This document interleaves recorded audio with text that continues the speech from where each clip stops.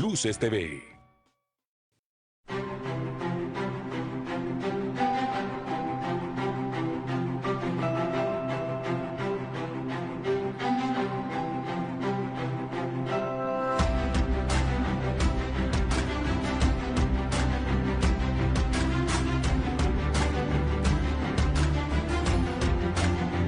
El primer canal de noticias del sureste mexicano.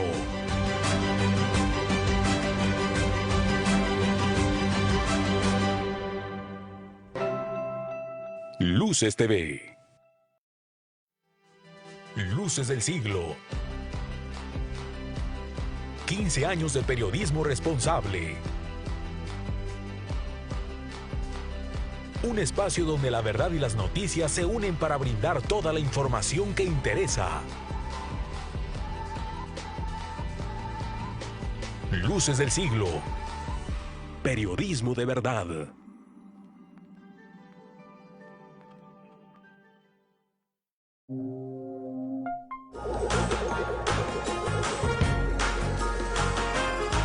Hoy, en Entre Muros, textiles en casa. Más allá de solo enfocarse en el diseño o color, elegir un tapete implica pensar en las dimensiones del espacio que se quiere vestir, las necesidades de cuidado y algunas consideraciones que Juan Fraterroba enlista para hacer que esta pieza de interiorismo destaque con gran éxito. Siempre que vayas a poner el tapete o vayas a poner un tapete en tu casa, es pensar qué función va a tener. O sea, vas a querer que sea la pieza principal de todo el espacio, entonces métele más diseño, métele más textura, o quieres que sea complemento a una pieza, tal vez tienes un cuadro, una escultura o pues hasta la misma mesa del centro. Ya sea en sala, comedor o habitaciones, lo importante del uso de un tapete es conciliar su diseño con mesas de centro, cojines o sillones. Si estos elementos son de carácter minimalista, es posible añadir, por ejemplo, diseños geométricos, pero si el mobiliario es predominante, lo mejor será enmarcarlo con un tapete colorido para completar el espacio. ¿Qué recomendamos normalmente? Es que al principio, como están todos tejidos a mano, va a sacar mucha pelusa al principio. Entonces, al principio cada 3 días, pasarle la aspiradora y ya después una vez a la semana. Si se cayó el café o el vino, te recomendamos no tallar, es tratar de absorber, o sea, como a palmaditas, ¿no? Con eso puedes sacar lo más que puedas. A lo mejor, sobre todo en la parte de lana, usar un detergente muy neutro, pero preferimos sacar lo más que puedas y en caso es ya hablarle a un profesional. Si fuera necesario eliminar olores, se recomienda espolvorear en el área talco o bicarbonato de sodio, dejar reposar un par de días y aspirar. Para esta solución también se puede agregar lavanda triturada. En los departamentos chicos en los que conviven sala, comedor o cocina, a falta de muros divisorios, los tapetes ayudan a delimitar espacios. Por el contrario, en las áreas grandes, estos textiles engloban todo el espacio, pero es importante enmarcar conforme la superficie requerida. Con las mesas de comedor y todo eso, siempre hay que buscar que haya un espacio de donde acaban las mesas, ahora sí que los espacios de la mesa, como entre 70 a 1 metro hacia atrás más de tapete, para que cuando eches las sillas para atrás no estén cayendo o no te esté estorbando, o sea, siempre tengas ese movimiento. Dado que las texturas de los tapetes varían conforme la iluminación y los materiales que se utilicen en su manufactura, lana, seda o lino, es recomendable hacer una prueba directamente en el lugar donde lucirá el textil y así comprobar si la luz natural y artificial es la adecuada para realzar su diseño. De acuerdo con el experto, no existe un límite a la hora de vestir la casa con tapetes. Aunque actualmente existe un brío por los patrones abstractos y tonalidades neutras, la sugerencia es adecuar el tapete conforme las atmósferas de las habitaciones y el uso que se les dé. No olviden seguirnos en @refentremuros. Hasta la próxima.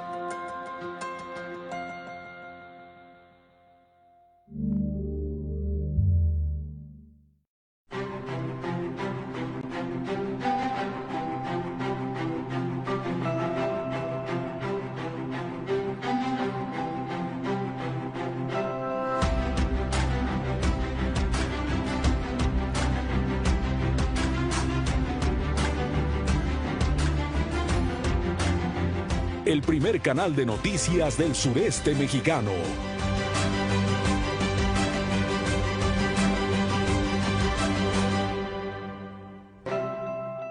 Luces TV.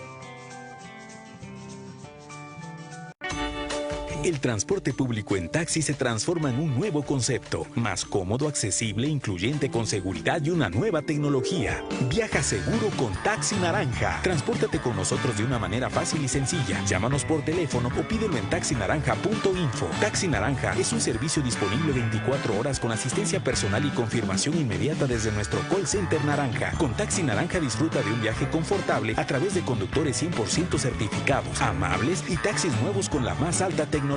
El Taxi Naranja cuenta con GPS y vigilancia con videocámaras 360, botón de alerta SOS en caso de emergencia y asistencia desde el centro de monitoreo. Además, todos los conductores son capacitados para brindar atención y especial asistencia a mujeres, niños, adultos mayores y personas con discapacidad. Con los servicios especiales de Taxi Naranja, hasta tu mascota viaja segura. Y lo mejor de todo, siempre notificamos el costo estimado de tu viaje para que aceptes el servicio. Podrás pagar con tarjeta de crédito, débito, prepago o solicitar pagos en efectivo.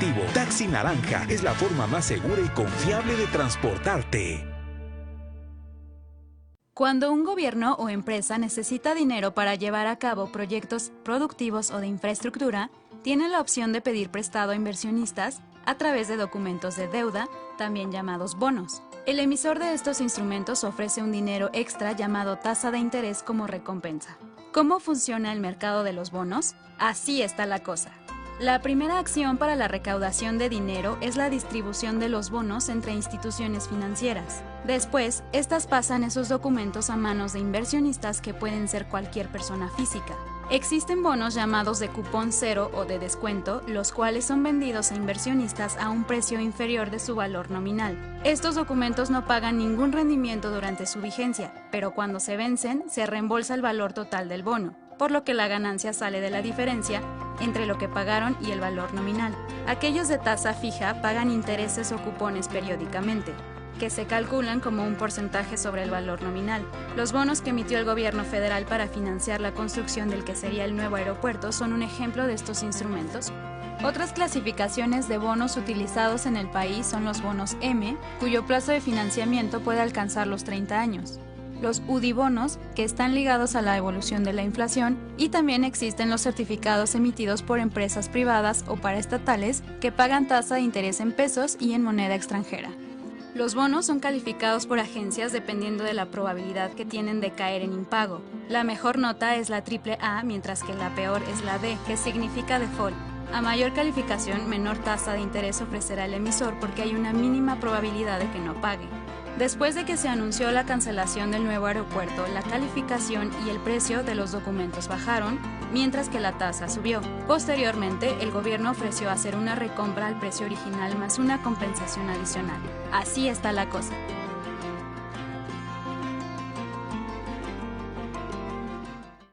Luces al mediodía. Una pausa para encontrarse con la información más importante de la jornada. Luces al mediodía. Luces TV, el primer canal de noticias del sureste mexicano.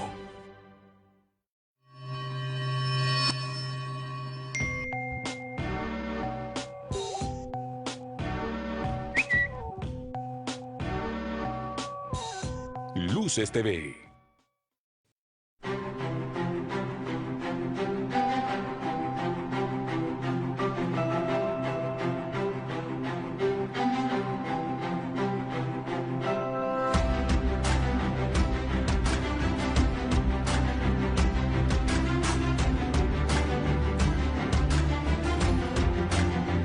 El primer canal de noticias del sureste mexicano.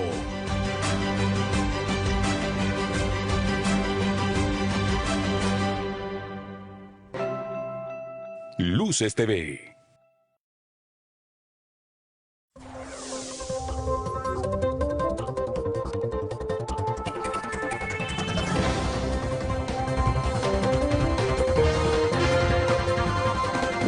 captan 2% de hogares las remesas. 9.000 casas de Quintana Roo reciben dinero de Estados Unidos. Recontratarán a 5 maestros cesados. Fueron despedidos desde 2015. No perderán su antigüedad y se les pagarán salarios caídos. Incrementa oportunidad de empleos. Se realiza Feria del Empleo en Cancún. Todas las plazas cuentan con prestaciones y seguridad social. Estrechan lazos Tulum y Suiza. Embajador de Suiza en México visitó Tulum con el propósito de establecer lazos culturales, académicos y de cooperación en materia de medio ambiente.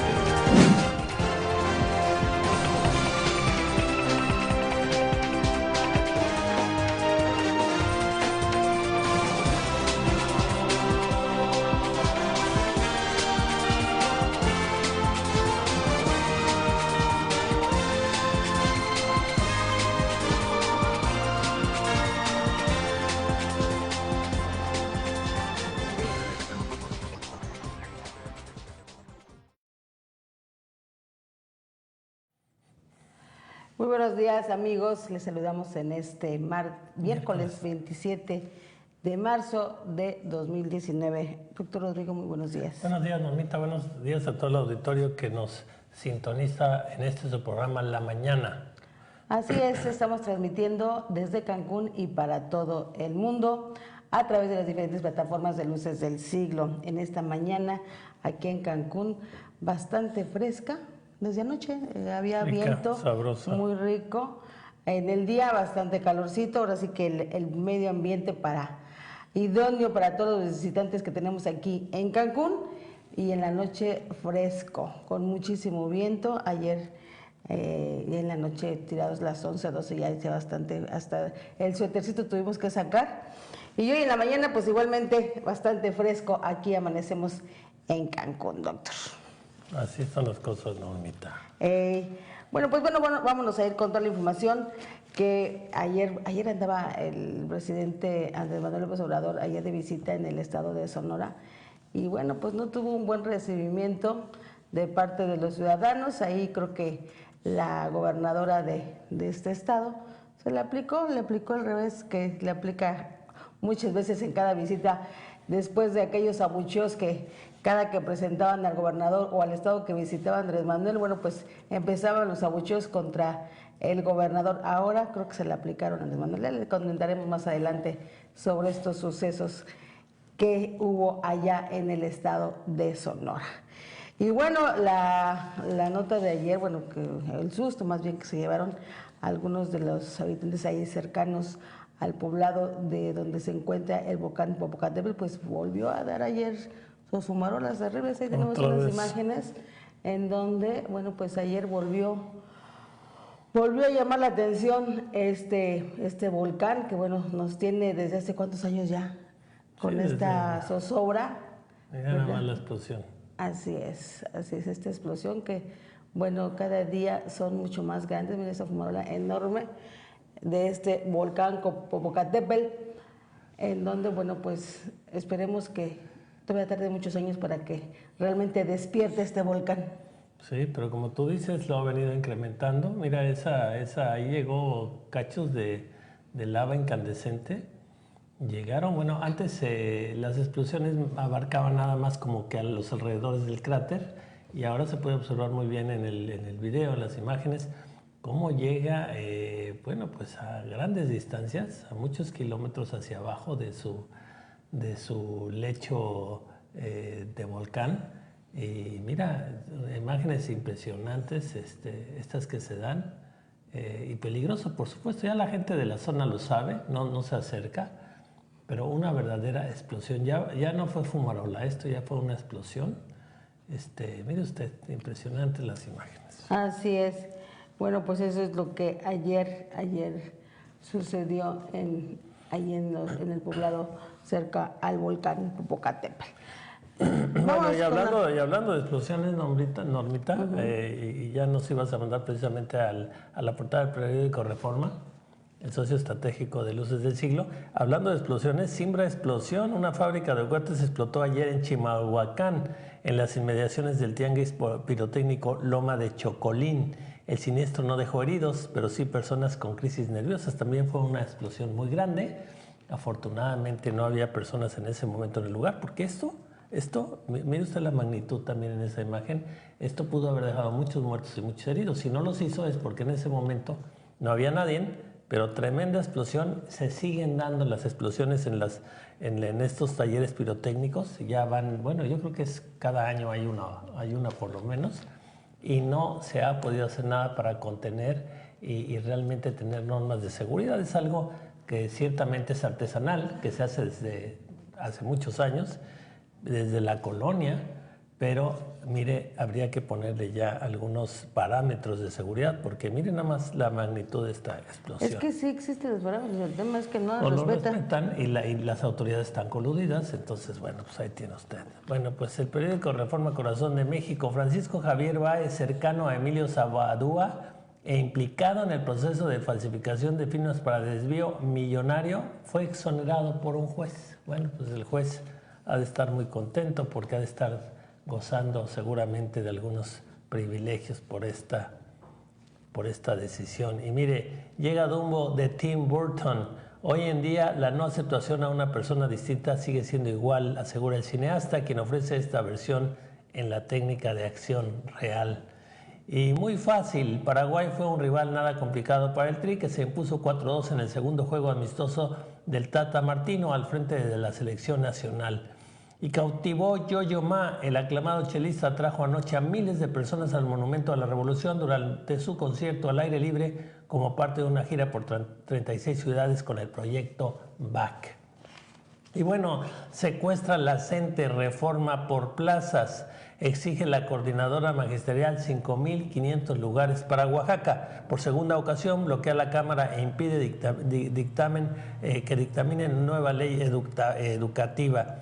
En su intento por conseguir 5.500 plazas y garantías laborales para los maestros de Oaxaca, la sección 22 de la Coordinadora Nacional de Trabajadores de la Educación, la CENTE, tiene secuestrada la discusión sobre la reforma educativa. El magisterio disidente bloqueó ayer nuevamente la Cámara de Diputados e impidió el análisis del dictamen por parte de las comisiones de Educación y Puntos Constitucionales, así como el desarrollo de la sesión del Congreso, que fue suspendida por tercera ocasión consecutiva. Los legisladores que integran las comisiones encargadas de la reforma educativa estaban citados para sesionar a las 8 horas, pero los accesos a San Lázaro fueron bloqueados desde las 7:30 horas por profesores de la CENTE. Desde esa hora, el magisterio oaxaqueño abrió sus peticiones: 5.500 plazas, garantías laborales y conocer previamente el dictamen de la reforma educativa. Son plazas solo para Oaxaca. Además, hay un sinfín de problemas que se generaron a partir del decreto número 12 y son parte de la revisión que haremos. Son 5.500 incidencias administrativas, igual número de plazas. Hay horas que están en revisión, horas de trabajo, otras plazas de jornada completa, otros trámites por licencias de gravidez. En el caso de los derechos de las compañeras, cambio de actividades, los compañeros jubilados, etcétera, describió Wilbert Santiago, vocero de la sección 22. El secretario de Educación, Esteban Moctezuma, y legisladores federales recibieron a los maestros en la sede de la dependencia, pero luego de 4 horas de reunión no se concretó ningún acuerdo y los disidentes mantendrán el cerco al Palacio Legislativo de San Lázaro hasta el jueves.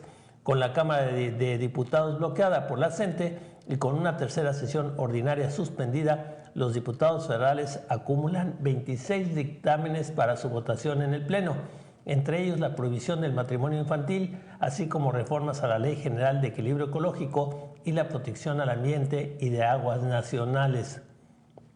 También ha resultado afectado el proceso para la elección de contralores internos en órganos autónomos, pues no se ha podido llevar a cabo el registro de aspirantes. Pues así las cosas con la CENTE y el bloqueo precisamente allá en la Ciudad de México. Y de hecho, desde el lunes estaban pensando de que, bueno, pues los legisladores estaban seguros, los legisladores, de que iban a poder dictaminar esta reforma. Ayer, bueno, hubo unas reuniones donde estuvo precisamente el señor Mario Delgado, en donde, bueno, pues se reúnan realmente este sindicato o esta coordinadora para que puedan sesionar los diputados. Ayer el propio presidente de la mesa directiva, el señor Muñoz Ledo, lanzó reclamos realmente contundentes en contra de esta coordinadora por la cerrazón en que se encuentran. Y bueno, sabemos que durante muchos años esta coordinadora estuvo pues igual protestando en la época de la administración pasada. Y se supone que aquí había acuerdos, y era lo que ayer decía el señor Mario Delgado, o sea, hemos platicado, hemos llegado a acuerdos, pero hay una cerrazón por parte de la coordinadora en este momento que no se explican. Finalmente, pues se supone que llegar a cambiar lo que es la reforma educativa, pues era parte de los acuerdos para esta nueva administración y estar en esa cerrazón, o sea, evidentemente aquí hay un tema político, obviamente incentivado por otros partidos. Ahí está la cosa. Ese es realmente el meollo del asunto. Bueno, pues proponen para la CRE a mismos incapaces. El presidente Andrés Manuel López Obrador insiste en proponer para la Comisión Reguladora de Energía a los mismos aspirantes que ya fueron rechazados en el Senado por manifiesta incapacidad. El mandatario reenvió ayer sus propuestas de ternas, aunque solo modificó el orden de los candidatos e incluyó a Ignacio Vázquez Memije, aspirante de Morena a la alcaldía de Chilpancingo en 2015, en sustitución de Raúl Morales.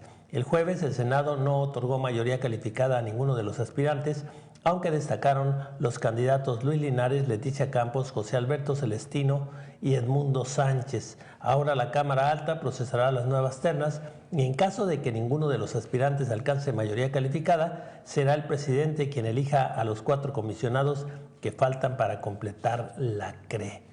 Y bueno, ahí tiene usted, y mire, pega a Estados Unidos a acero. El arancel de 25% que impuso Trump a este producto golpeó las exportaciones mexicanas, las cuales cayeron hasta 13.8% en el segundo semestre del 2018. Y bueno, como mencionabas, Norma, el presidente visitó ayer San Luis Río Colorado, Sonora, y recibió algunos reclamos porque no ha bajado el precio de la gasolina. En Mexicali, los reporteros del lugar también lo increparon. Así es que bueno, ya tuvo una muestrita, como decías tú, el presidente, también de lo que han tenido los gobernadores. Y el Papa Francisco rechazó hacer una visita pastoral a México en el 2021 para conmemorar los 500 años de la evangelización, reveló ayer la conferencia del Episcopado Mexicano, el CEM. Un grupo de obispos mexicanos acudió el 1 de marzo al Vaticano y ahí durante una audiencia privada invitaron al pontífice para esa celebración. Los obispos le extendieron una invitación al Papa para celebrar juntos esta fiesta de la fe católica en el continente. Sin embargo, el sucesor de Pedro respondió que aunque le encantaría nuevamente visitarnos, ya había venido al menos una vez y había otros países que todavía no había visitado, informó la CEN. La revelación se da en el marco de la polémica que generó las cartas enviadas por AMLO al Papa y al Rey de España para que pidan disculpas a los pueblos originarios de México por los agravios cometidos durante la conquista. Que por cierto habría que decir que el Papa Francisco ya pidió disculpas, precisamente por los agravios durante la evangelización. Esto lo hizo allá en Perú, en Ecuador, no me acuerdo cuál de estos dos países, y allí dio precisamente estas disculpas en este sentido. O sea que tampoco está tan descabellado, porque el Papa ya hizo lo propio. Pero en España, por ejemplo, ya se alzaron muchas voces en el tema, de hecho, de los partidos políticos de este país y algunos líderes de opinión allá, en donde, bueno, pues lo que dicen es que es un reclamo absurdo de parte de Andrés Manuel López Obrador, porque, bueno, después de tantos años no está obligado incluso el rey a pedir disculpas a su país de algo que ya pasó. Y que finalmente esto, lo único que ha logrado Andrés Manuel es unir a todos en su contra de Andrés Manuel por esta posición tan absurda, como ellos llamaron, ante evidenciar incluso la carta de lo que no debió haber sido, ¿no? Porque era algo confidencial por un lado, y por otro lado que no se valía que después de haber estado aquí el presidente de España aquí en nuestro país no dijo nada, y que una vez que se fue, entonces explotó esto. O sea, aquí están haciendo una crítica severa. Mira que cuando uno empieza a ver muchos factores de la historia del mundo, y te empiezas a dar cuenta que pues no es un absurdo. Cuando te enteras de que Turquía pidió perdón por el genocidio armenio de 1915 a 1923, cuando te enteras que Japón pidió perdón por los perjuicios causados en la Segunda Guerra Mundial, cuando te enteras de que el presidente de Alemania en el año 2000 pidió perdón en Israel por el Holocausto, luego Serbia pidió perdón a Bosnia por la matanza de Srebrenica en 1995, Australia pidió perdón a los aborígenes nativos, Canadá ha hecho lo propio con los indígenas, la ONU se disculpó históricamente por no haber hecho lo suficiente para evitar la matanza de 800,000 tutsis en Ruanda. En fin, hay una lista interminable de este tipo de actos. De disculpas extemporáneas. Pues sí, porque es para limpiar afrentas pasadas y poder hacer un futuro. Y mira, hay un investigador de la UNAM que dice que la petición del presidente Andrés Manuel López Obrador al rey de España Felipe VI y al Papa Francisco de pedir perdón por las matanzas y agravios cometidos durante la conquista es el punto de partida para el debate de lo que serán los 5 siglos de ese momento histórico, marcado por la caída de México Tenochtitlan en 1521. Esto lo señala David García Contreras, académico de la Universidad Nacional Autónoma de México. Para el especialista en relaciones públicas, en relaciones internacionales y amplio conocedor de la historia de México, el primer referente de este debate se da este mismo año, el 8 de noviembre próximo, cuando se cumple exactamente 5 años del primer encuentro que se dio precisamente entre Moctezuma y Hernán Cortés. Lo plantado por el presidente López Obrador no es una ocurrencia, dice el investigador, es algo serio. Señala el académico, quien se adelantó que en el 2021 se cumplirán también los 500 años de la caída de México Tenochtitlan y los 200 años de la independencia de México, en donde el objetivo parece ser que los mexicanos repensemos y analicemos nuestra historia. Entonces, pues sí hay mucho fondo cuando recordamos que se van a cumplir estos 500 años de la caída de Tenochtitlan y ves la historia de cómo se han pedido precisamente estas disculpas, pues extemporáneas, pero como para abrir una nueva época y una nueva etapa de relaciones. O sea, que no es algo inédito, no es una ocurrencia de López Obrador, como muchos lo tratan de decir, ay, con sus ocurrencias. Lo que pasa es que la crítica que se hace es que ¿por qué cuando vino no se lo dijo? ¿Por qué tiene que ser después? O sea, si los tenía de frente, eso es lo que está criticando, de hecho.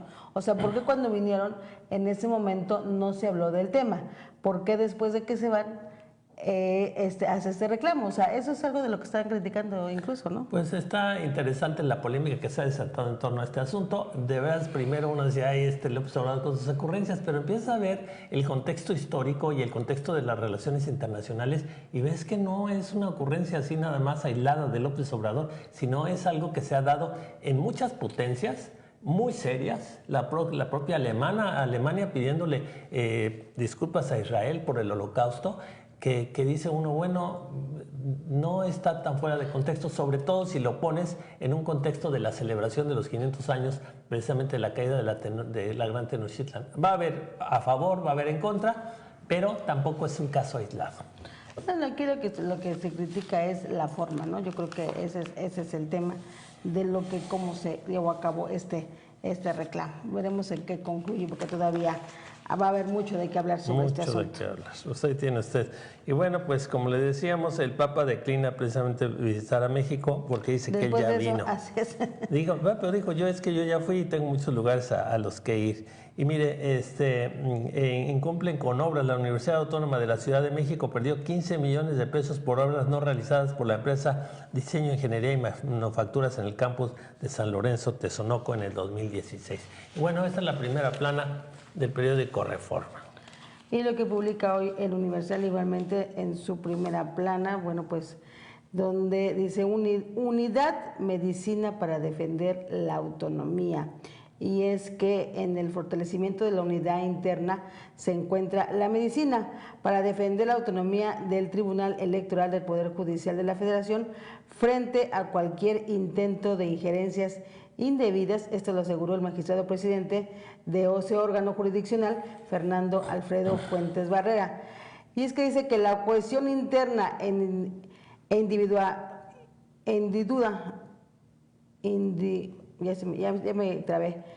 Indudablemente es uno de los elementos que tenemos que defender, esa independencia y esa autonomía. Esto lo dijo en un foro realizado ante magistrados presentes, en donde Fuentes Barrera, José Luis Vargas Valdés y Felipe de la Maza Pisaña de la Comisión de Comunicación del Tribunal analizaron la labor del órgano y señalaron que vive una nueva era. En este ejercicio, Fuentes Barrera reconoció que tras asumir las riendas del Tribunal la conducción no es fácil. Propone que el objetivo del litigio no es el dinero, un inmueble no es el divorcio o el acceso al poder. Rechazaron que el tribunal se haya prestado a intereses del gobierno en turno y afirmaron que se rigen por la aplicación estricta de la ley. Y esto se debe a que el tribunal no se ha prestado al gobierno, y magistrados afirman que el órgano jurisdiccional vive una nueva era. Y una foto donde vemos aquí en primera plana del Universal, donde dice: ha sido un ataque, deterioró su piel. Y es que la expareja de María del Carmen le arrojó ácido en el rostro cuando ella se negó a volver con él. A la fecha se ha sometido a 50 cirugías, pero asegura que su vida no ha vuelto a ser la misma. Respecto a las denuncias que interpuso, reclama irregularidades, que su agresor sigue prófugo, y por eso busca que el Senado proponga una iniciativa de ley para sancionar a quienes lastimaran a mujeres con corrosivos. Bueno, pues esta imagen de verdad impactante que publica hoy aquí el Universal. Y otra nota que destaca, dice: AMLO une a partidos españoles en su contra. Lo que ya mencionábamos, la demanda del presidente Andrés Manuel López Obrador para que España y el Vaticano pidan perdón por los agravios cometidos durante la conquista provocó un cierre de filas en su contra por parte de casi todos los partidos políticos y académicos españoles. El presidente negó que esté en riesgo la relación bilateral. No vamos a caer en ninguna confrontación. La oposición e historiadores consideraron la petición como una ocurrencia. En Argentina, donde el rey Felipe VI estaba ayer de visita oficial, el canciller español Josep Borrell dijo que obviamente España no va a presentar disculpas. Ayer la Iglesia Católica dijo que ya había pedido perdón e informó que el Papa Francisco declinó visitar México para 2021. Bueno, pues ahí está la respuesta. Y bueno, otra nota que destaca aquí el Universal, dice: investigan la venta de plaza en bomberos. La Secretaría de la Contraloría General de la Ciudad de México investiga la presunta venta de 330 plazas que dio por parte de la administración anterior del heroico Cuerpo de Bomberos. Bueno, pues en todos lugares se cuecen habas. Y bueno, una propuesta donde dicen que impuestos a Uber y Netflix pueden dar a México 179 millones de dólares. Aplicarles el IVA y un nuevo gravamen a estas plataformas, además de Spotify y Apple, pueden generar avances en tributación de la economía digital en México, considera un informe de la Comisión Económica para América Latina y el Caribe. Es la propuesta de impuesto aplicable a las ventas anuales de servicios digitales, donde le quieren aplicar un 3%. Bueno, pues ahí ya la cosa es recaudar y hay que ver por dónde. Y bueno, esta es una iniciativa para pues pedir impuestos de un 3% a estas empresas que la verdad pues sí ganan millones de dólares. 179 millones de dólares le podrían dar a México si aplican este impuesto del 3%. Eso es lo que publica hoy el Universal en su primera plana. El periódico Excelsior, el periódico de la vida nacional, el CENTE marca el paso a diputados. Pese a lo que pase, firmas de Estados Unidos invertirán en México. Para el nuevo presidente de la America Chamber, el país mantiene un atractivo innegable para los negocios. Y bueno, Corea del Sur abre puerta al intercambio. Esto se refiere a una visita del rector de la universidad más grande de allá de Corea del Sur a México. Papa rechaza nueva visita a México en el 2021. Reciclan a 11 rechazados para la CRE y abandonan en periférico a hijo de mujer secuestrada. Aguacate libra cuarentena. El Producto Nacional tomará impulso en Estados Unidos luego de que el californiano fue retirado por una bacteria en el menos 5 estados de ese país. Pues ahí tiene usted, este es el periódico Excelsior en su primera plana. Fíjate que estamos flojos de información en los medios nacionales, ¿verdad? Digo, con excepción del tema de de pedir disculpas. Y del triunfo del TRI, sí está floja. Sí, está muy floja hoy la información. Y bueno, Milenio lo que destaca en su primera plana, igualmente dice, recortaron a 83 burócratas por día en los primeros 3 meses. Y ante el plan de austeridad que marcó el presidente Andrés Manuel López Obrador, dice que salud, trabajo y función pública entre las dependencias más golpeadas de diciembre a febrero. El sindicato de la Secretaría de Salubridad denuncia que han sido despedidos más de 6,000 trabajadores administrativos. Y es que en los primeros 100 días del actual gobierno federal, 8,331 burócratas dejaron de ocupar sus plazas, lo que representa un promedio de 83 personas diarias que fueron despedidas tras el anuncio del adelgazamiento de la burocracia como parte de la nueva política de austeridad. De acuerdo con la respuesta ofrecida, casi una veintena de solicitudes de información en 19 dependencias existían en octubre del año pasado 330,899 plazas ocupadas, pero para febrero de este año dicha cifra descendió a 328,568 plazas. Asimismo, ayer en su conferencia matutina, Andrés Manuel López Obrador aseguró que el empresario Carlos Slim quiere retirarse de sus negocios durante ese sexenio y quiere hacerlo apoyando al desarrollo y bienestar del país. Bueno, pues esto fue lo que llamó la atención también, el que haya dicho esta información el propio presidente. Pues esto es lo que destaca hoy el Milenio. Y bueno, una foto de este periódico dice: Proyecto Bach, Yo-Yo Ma desafía el ruido citadino, como parte de una gira que solo está contemplada en 36 lugares del orbe. El célebre chelista franco-estadounidense tocó en el Monumento a la Revolución ante 7,000 personas en medio del tráfico y la contaminación, las 6 suites para violonchelo del genio alemán del barroco. Pues esto fue lo que ayer cimbró ahí en la explanada de Plaza de la República, en el Monumento a la Revolución. Debe ser un deleite. Hoy todos los periódicos lo traen en su primera plana. Igualmente Reforma dice: aclamado el chelista atrajo anoche a miles de personas en el Monumento a la Revolución durante un concierto al aire libre. Es una gira por 36 ciudades. El proyecto Bach, así lo llama este chelista, Yo-Yo Ma. Esto es lo que hoy publican los periódicos en sus primeras planas. Vamos a ir a una pausa, regresamos, no se despegue, hay mucho que informarle esta mañana.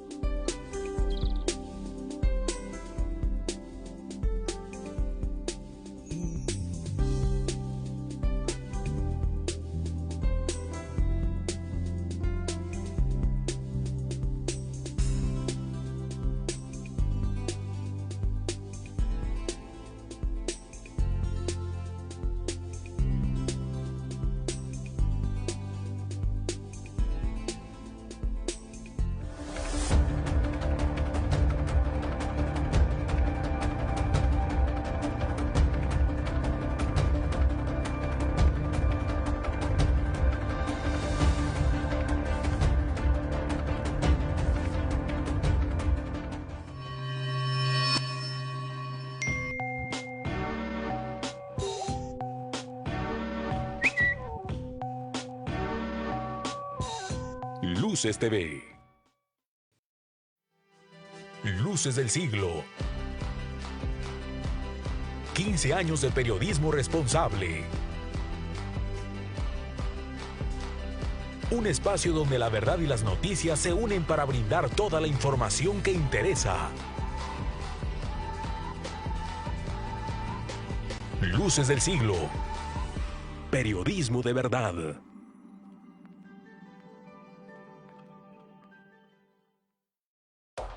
La máxima casa de estudios del Estado, la Universidad de Quintana Roo, rinde a la sociedad su informe de actividades 2018.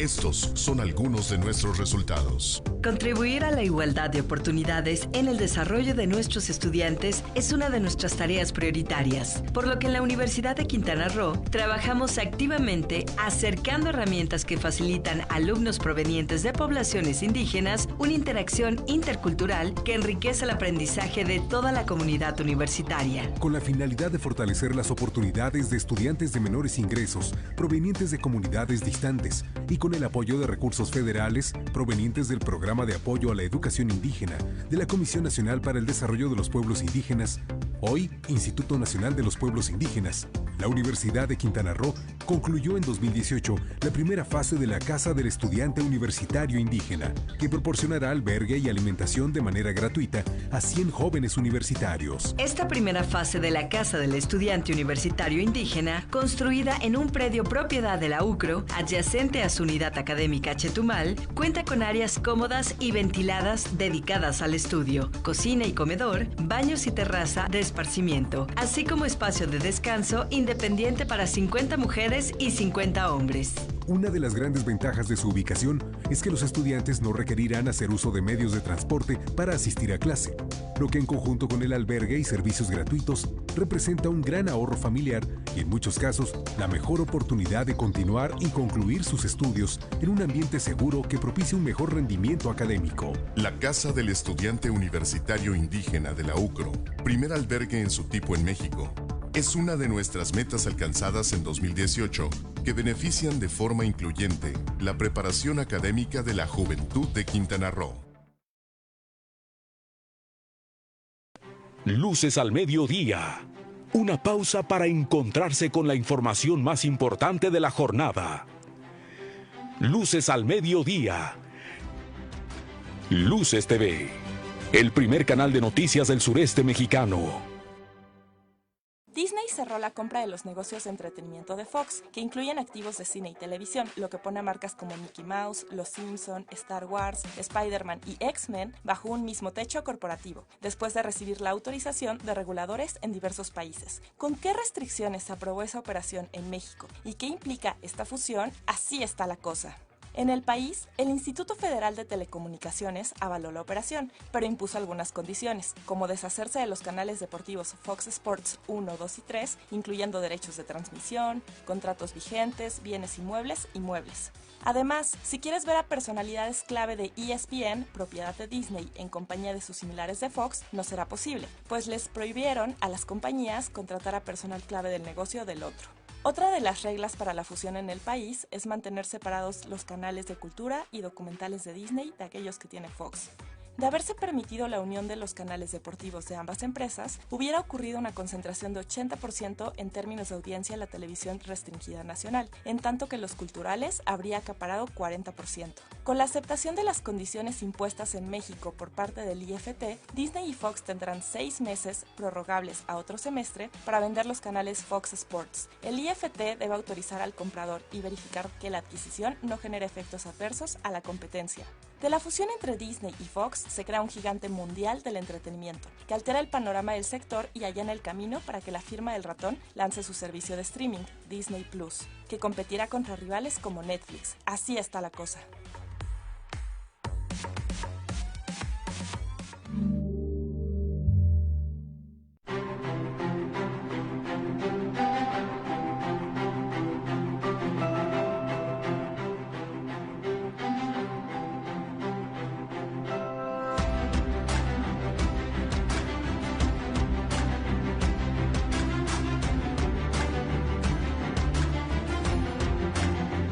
El primer canal de noticias del sureste mexicano.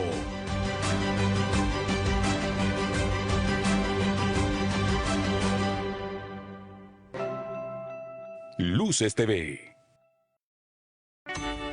El transporte público en taxi se transforma en un nuevo concepto, más cómodo, accesible, incluyente, con seguridad y una nueva tecnología. Viaja seguro con Taxi Naranja. Transpórtate con nosotros de una manera fácil y sencilla. Llámanos por teléfono o pídelo en taxinaranja.info. Taxi Naranja es un servicio disponible 24 horas con asistencia personal y confirmación inmediata desde nuestro call center Naranja. Con Taxi Naranja disfruta de un viaje confortable a través de conductores 100% certificados, amables y taxis nuevos con la más alta tecnología. tecnología. El taxi naranja cuenta con GPS y vigilancia con videocámaras 360, botón de alerta SOS en caso de emergencia y asistencia desde el centro de monitoreo. Además, todos los conductores son capacitados para brindar atención y especial asistencia a mujeres, niños, adultos mayores y personas con discapacidad. Con los servicios especiales de Taxi Naranja, hasta tu mascota viaja segura. Y lo mejor de todo, siempre notificamos el costo estimado de tu viaje para que aceptes el servicio. Podrás pagar con tarjeta de crédito, débito, prepago o solicitar pagos en efectivo. Taxi Naranja es la forma más segura y confiable de transportarte.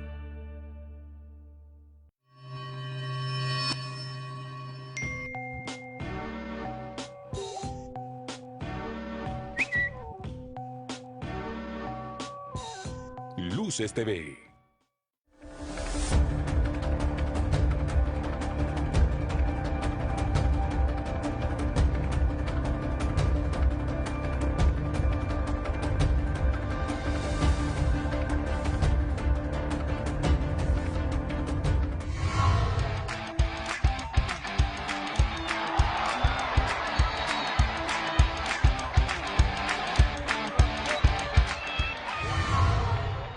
La preselección nacional de canotaje incluyó 21 atletas, entre ellos el quintanarroense Javier López Quintero, quien forma parte de la lista de preseleccionados en kayak varonil. El equipo se concentrará a partir del 1 de abril en las instalaciones de la CONADE y el selectivo final será hasta junio.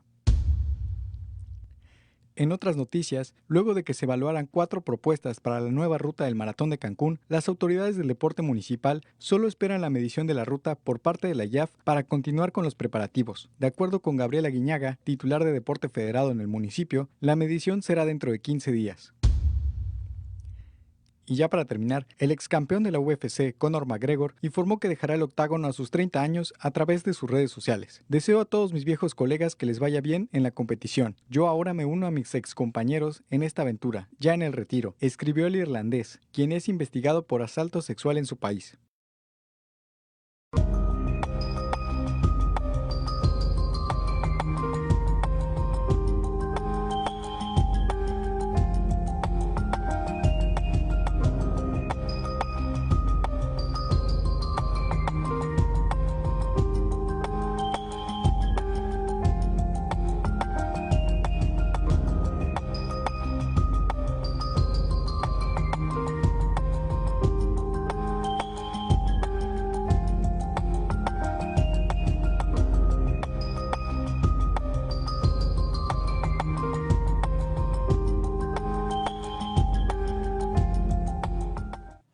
Bueno, ya estamos de regreso y bueno, aquí viendo la cotización del dólar a su venta 19.40 y a la compra 18.55.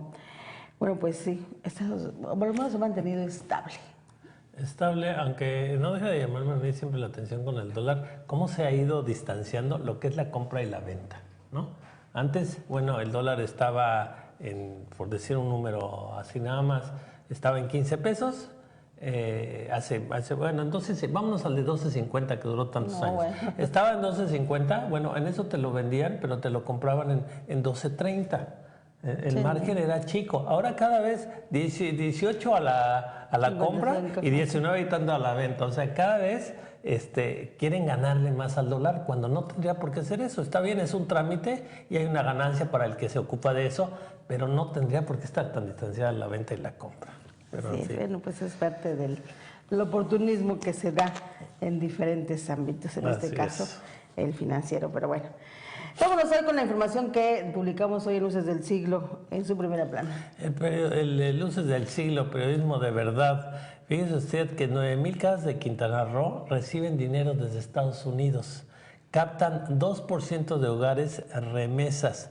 Yucatán lidera en el sureste con el envío de 11,098 familias. Vamos a escuchar la nota.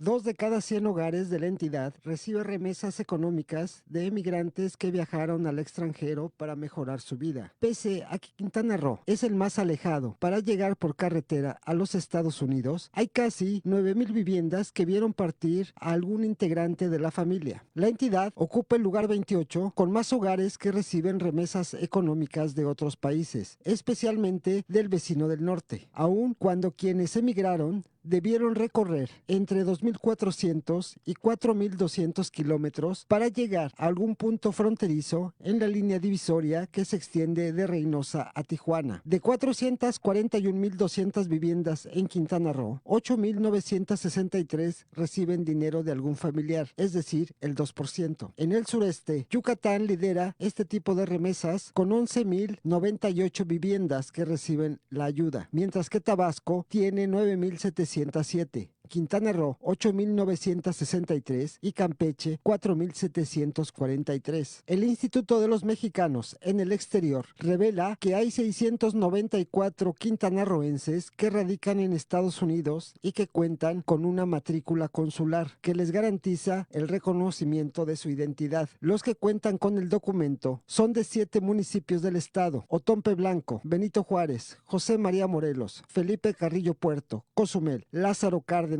y Solidaridad. Los lugares preferidos de residencia de los quintanarroenses son California, Texas, Florida, Illinois y Alabama. Entre ellos prevalece una edad de 29 a 39 años con casi el 40% y de 18 a 28 años de edad con el 13%. El nivel educativo más recurrente es secundaria terminada y preparatoria concluida, aunque también hay casos de preparatoria inconclusa y primaria concluida, entre otros. El Consejo Nacional de Población señala que el estado es primero en el sureste con más emigrantes que han retornado a sus hogares, con 3.812 personas, de las cuales 2.800 se encontraban en los Estados Unidos. Informó para Luces TV Marco Antonio Barrera.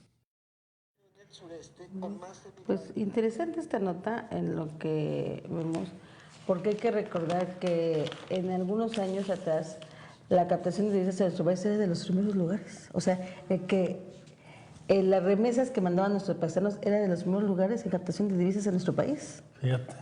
O sea, y que Quintana Roo sea un lugar donde, bueno, pues prácticamente 2% de esas divisas, aunque tenemos aquí mucho oportunidad en temas de empleo, bueno, la gente sigue emigrando, o sea, una oportunidad hacia Estados Unidos, aún contra todas sus vicisitudes que tenga y complicaciones para llegar a esa frontera, y donde efectivamente Cancún o Quintana Roo básicamente es de los más alejados en la frontera norte de nuestro país. Pero también se da mucho, Norma, que ya hay tanto residente americano y canadiense aquí en la región, en Quintana Roo, que ya empieza a haber también un contacto local entre mexicanos y americanos, y mucha gente de la que trabaja en Estados Unidos ya hizo el contacto aquí en Quintana Roo. No es solo que se fue a Estados Unidos a ver si consigo trabajo, sino, por ejemplo, te voy a dar ejemplos que conozco, mecánicos de lanchas, ¿no? Y que aquí americanos los contactan, los ven y dicen, oye, ¿por qué no te vienes a trabajar conmigo a Miami?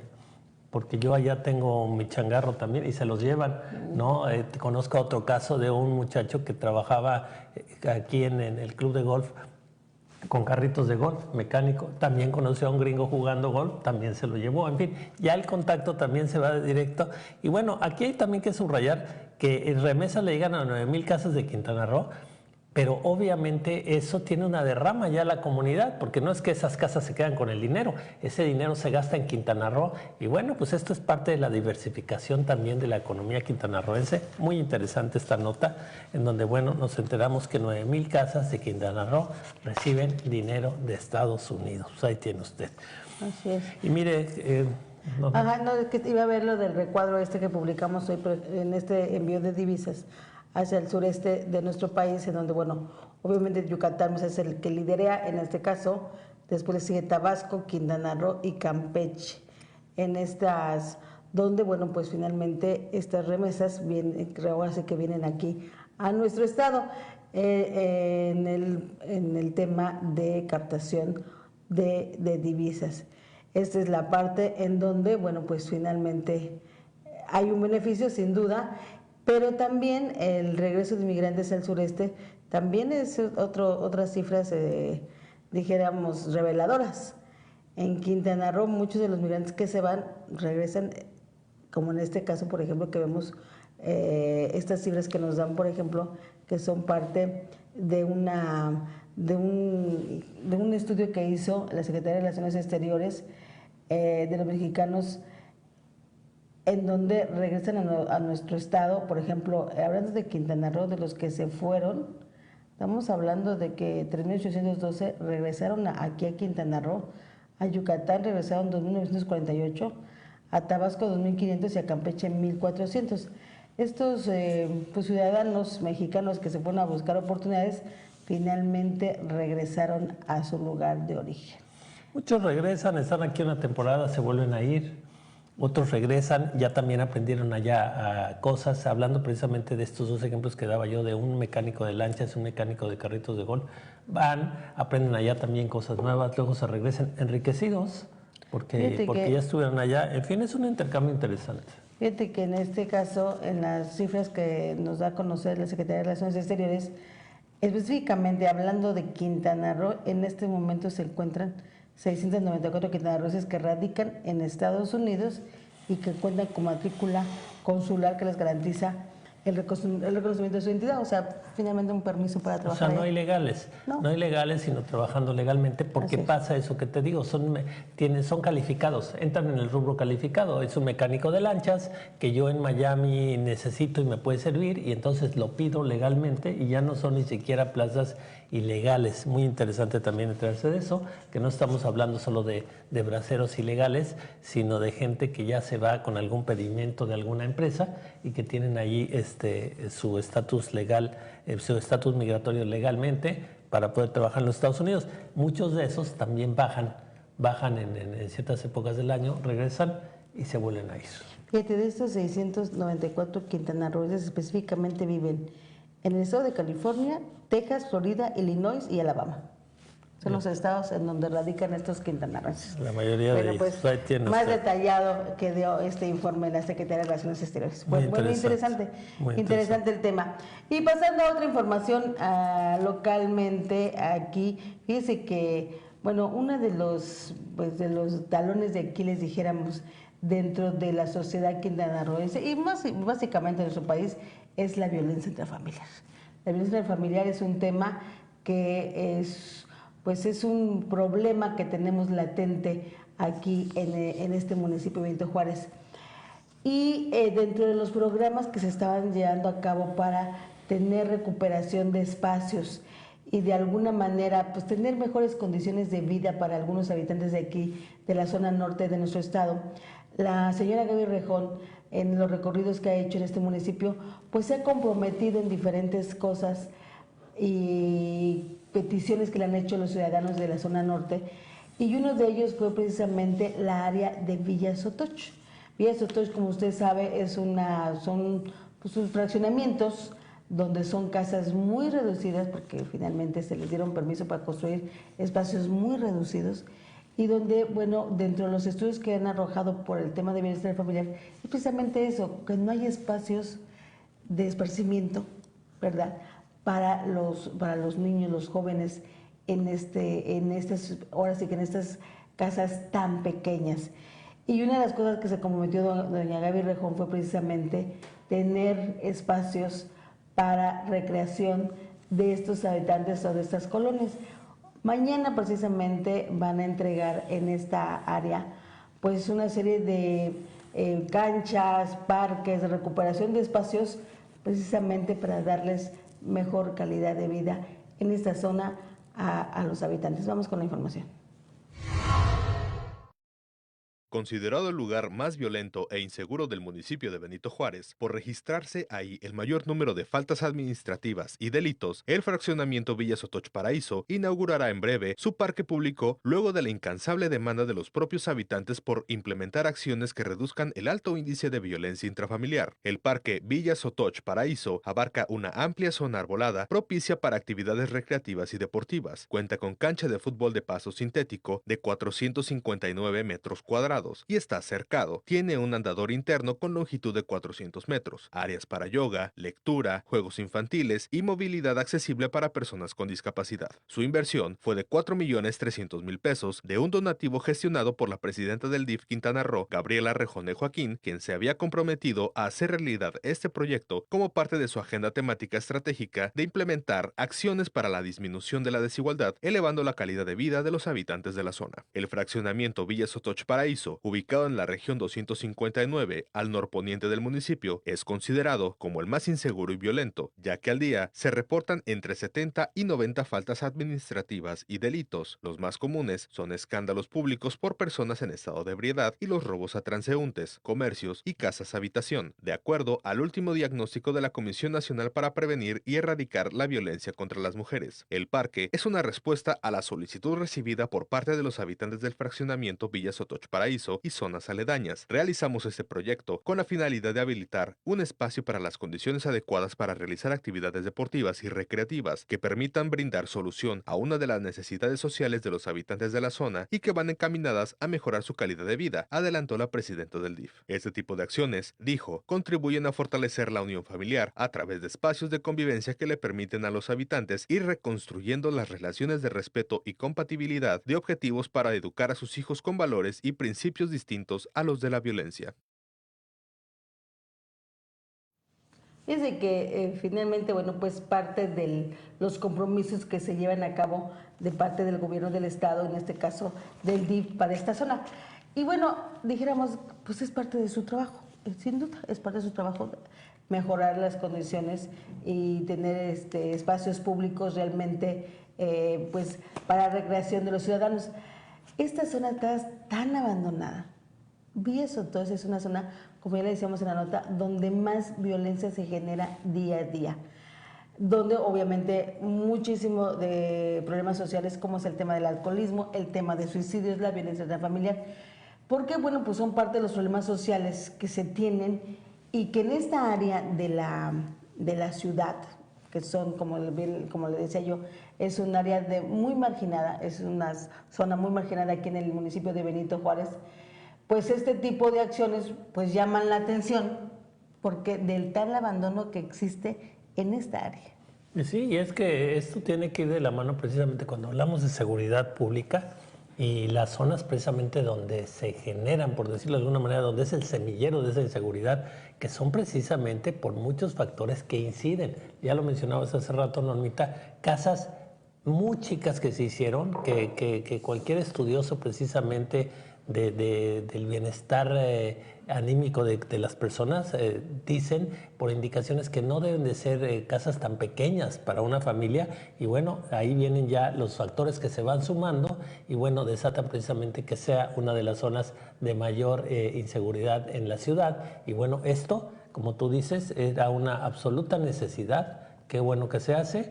Esto es ir precisamente no solo para el bienestar de las familias, sino ir en contra de la inseguridad en la ciudad, y ojalá y no se quede aquí, y que se siga atendiendo más a fondo a estas zonas precisamente que tienen una gran necesidad. Fíjate que una vez platicando con el fiscal del estado y hablando precisamente del tema de inseguridad, le llama la atención algo, un factor o un foco rojo que se tiene aquí en este municipio de Benito Juárez, que cada día la delincuencia, o los delincuentes más bien, son jóvenes a muy temprana edad. O sea, el tema es que cada día los delincuentes son muy jóvenes. O sea, anteriormente, o en años pasados, o en generaciones pasadas, eran un nivel de vida, un nivel de delincuentes, vamos a decirlo. Sí, de 20 años para arriba. Los jovencitos no estaban involucrados en eso, y ahora cada vez por las faltas de oportunidad, exacto, el ocio, el hacinamiento, y todo lo que conlleva el hacinamiento hace que precisamente sea ese semillero, como tú lo dices, y cada vez, bueno, obviamente los malandros aprovechan eso, ven esa debilidad, es como un virus, y se les acercan y les ofrecen, mira, tú puedes tener esto y aquello, puedes trabajar con nosotros, vas a tener tu moto, al rato vas a tener tu coche, y bueno, los seducen. Y son presa fácil precisamente de la delincuencia organizada, ya no de la delincuencia común, que hay mucha delincuencia común también en la zona, pero también se vuelven presa de la delincuencia organizada. Así es, y en este caso lo que lo mencionaba el fiscal, ¿no? Que no solamente es a temprana edad estos chicos, porque hablando de jóvenes, hablando de mujeres y hombres, pero además en donde no se tiene conciencia que por unos cuantos pesos puedan matar a sangre fría. Es que va habiendo una descomposición psicológica que ya va más allá del dinero, ¿no? Es la aventura, y luego están bajo la influencia de drogas, y bueno, se van dando todos los factores, así es, para que sea precisamente esto, y bueno, pues por eso es tan bienvenida este tipo de parques, de centros recreativos, precisamente para este tipo de zonas en la ciudad. En una zona tan abandonada como es Villa Sotos. Y esto, hablando de Villa Sotos, porque hay primera fase, segunda fase, tercera fase. Sí. O sea, esto es parte de un cinturón que se tiene en las regiones aquí de Benito Juárez. Y bueno, pasando a otra información que desde otro ámbito, bueno, pues se alcanza el Estado avance digital. Vamos con la información para ver de qué se trata.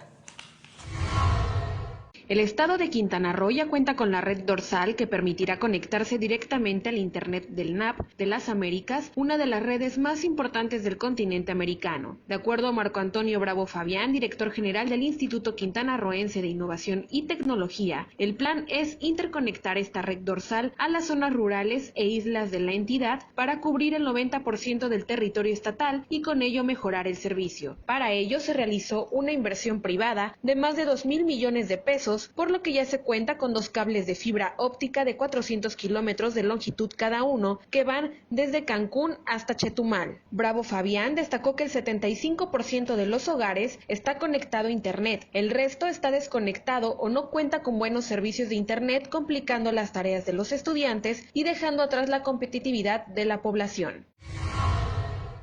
Mira, es de todos conocido que el internet en Chetumal, el internet en el sur del estado es malísimo, caro, lento, con muchos cortes, con muchas fallas, con muchas intermitencias. En nuestras casas no hay internet, ¿no? Entonces lo que hizo el gobierno del estado fue coadyuvar con el sector privado e invertir 2,000 millones de pesos, ¿no?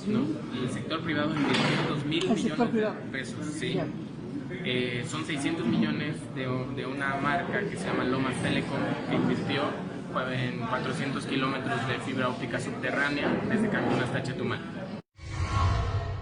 Cabe señalar que hasta este mes se han aperturado puntos de Wi-Fi gratuito en 13 localidades de los municipios de Otompe Blanco y Bacalar, que representa el 36% de la población que ha sido beneficiada en todo el estado con la estrategia de conectividad estatal, beneficiando a más de 15,000 habitantes con una inversión total de 747,156 pesos. En el estado, destacó, se han identificado más de 200 torres de telecomunicación, propiedad de gobierno del estado y municipios a través del proyecto Red Compartida Quintana Roo, mismas que pudieran ser puestas a disposición a través de los más de 20 proveedores locales de Internet pertenecientes a la Alianza de Proveedores, la cual cuenta con 65 torres de telecomunicaciones propias y 2 redes de fibra óptica en el centro del estado y que permitirá llevar el Internet a las zonas más alejadas. Informó para Luces TV, Laura Cruz.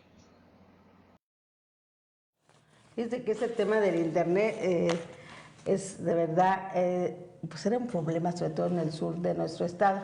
Fíjate que este tipo de notas, cuando nos ven en el extranjero, dirían, ¿cómo es posible que en un país como es México y básicamente Quintana Roo, o un estado donde internacionalmente, llámese la marca Cancún, es del mejor servicio que se tiene, ¿cómo pueden tener estas deficiencias en el tema de Internet, sobre todo en el sur? Usted ha ido a Chetumal, de verdad el Internet es lo más complicado porque es muy lento, no puedes bajar imágenes, ni siquiera en el celular, o sea, es increíble. Y si usted recorre por carretera de aquí al sur, pasando Tulum... Mucho corte.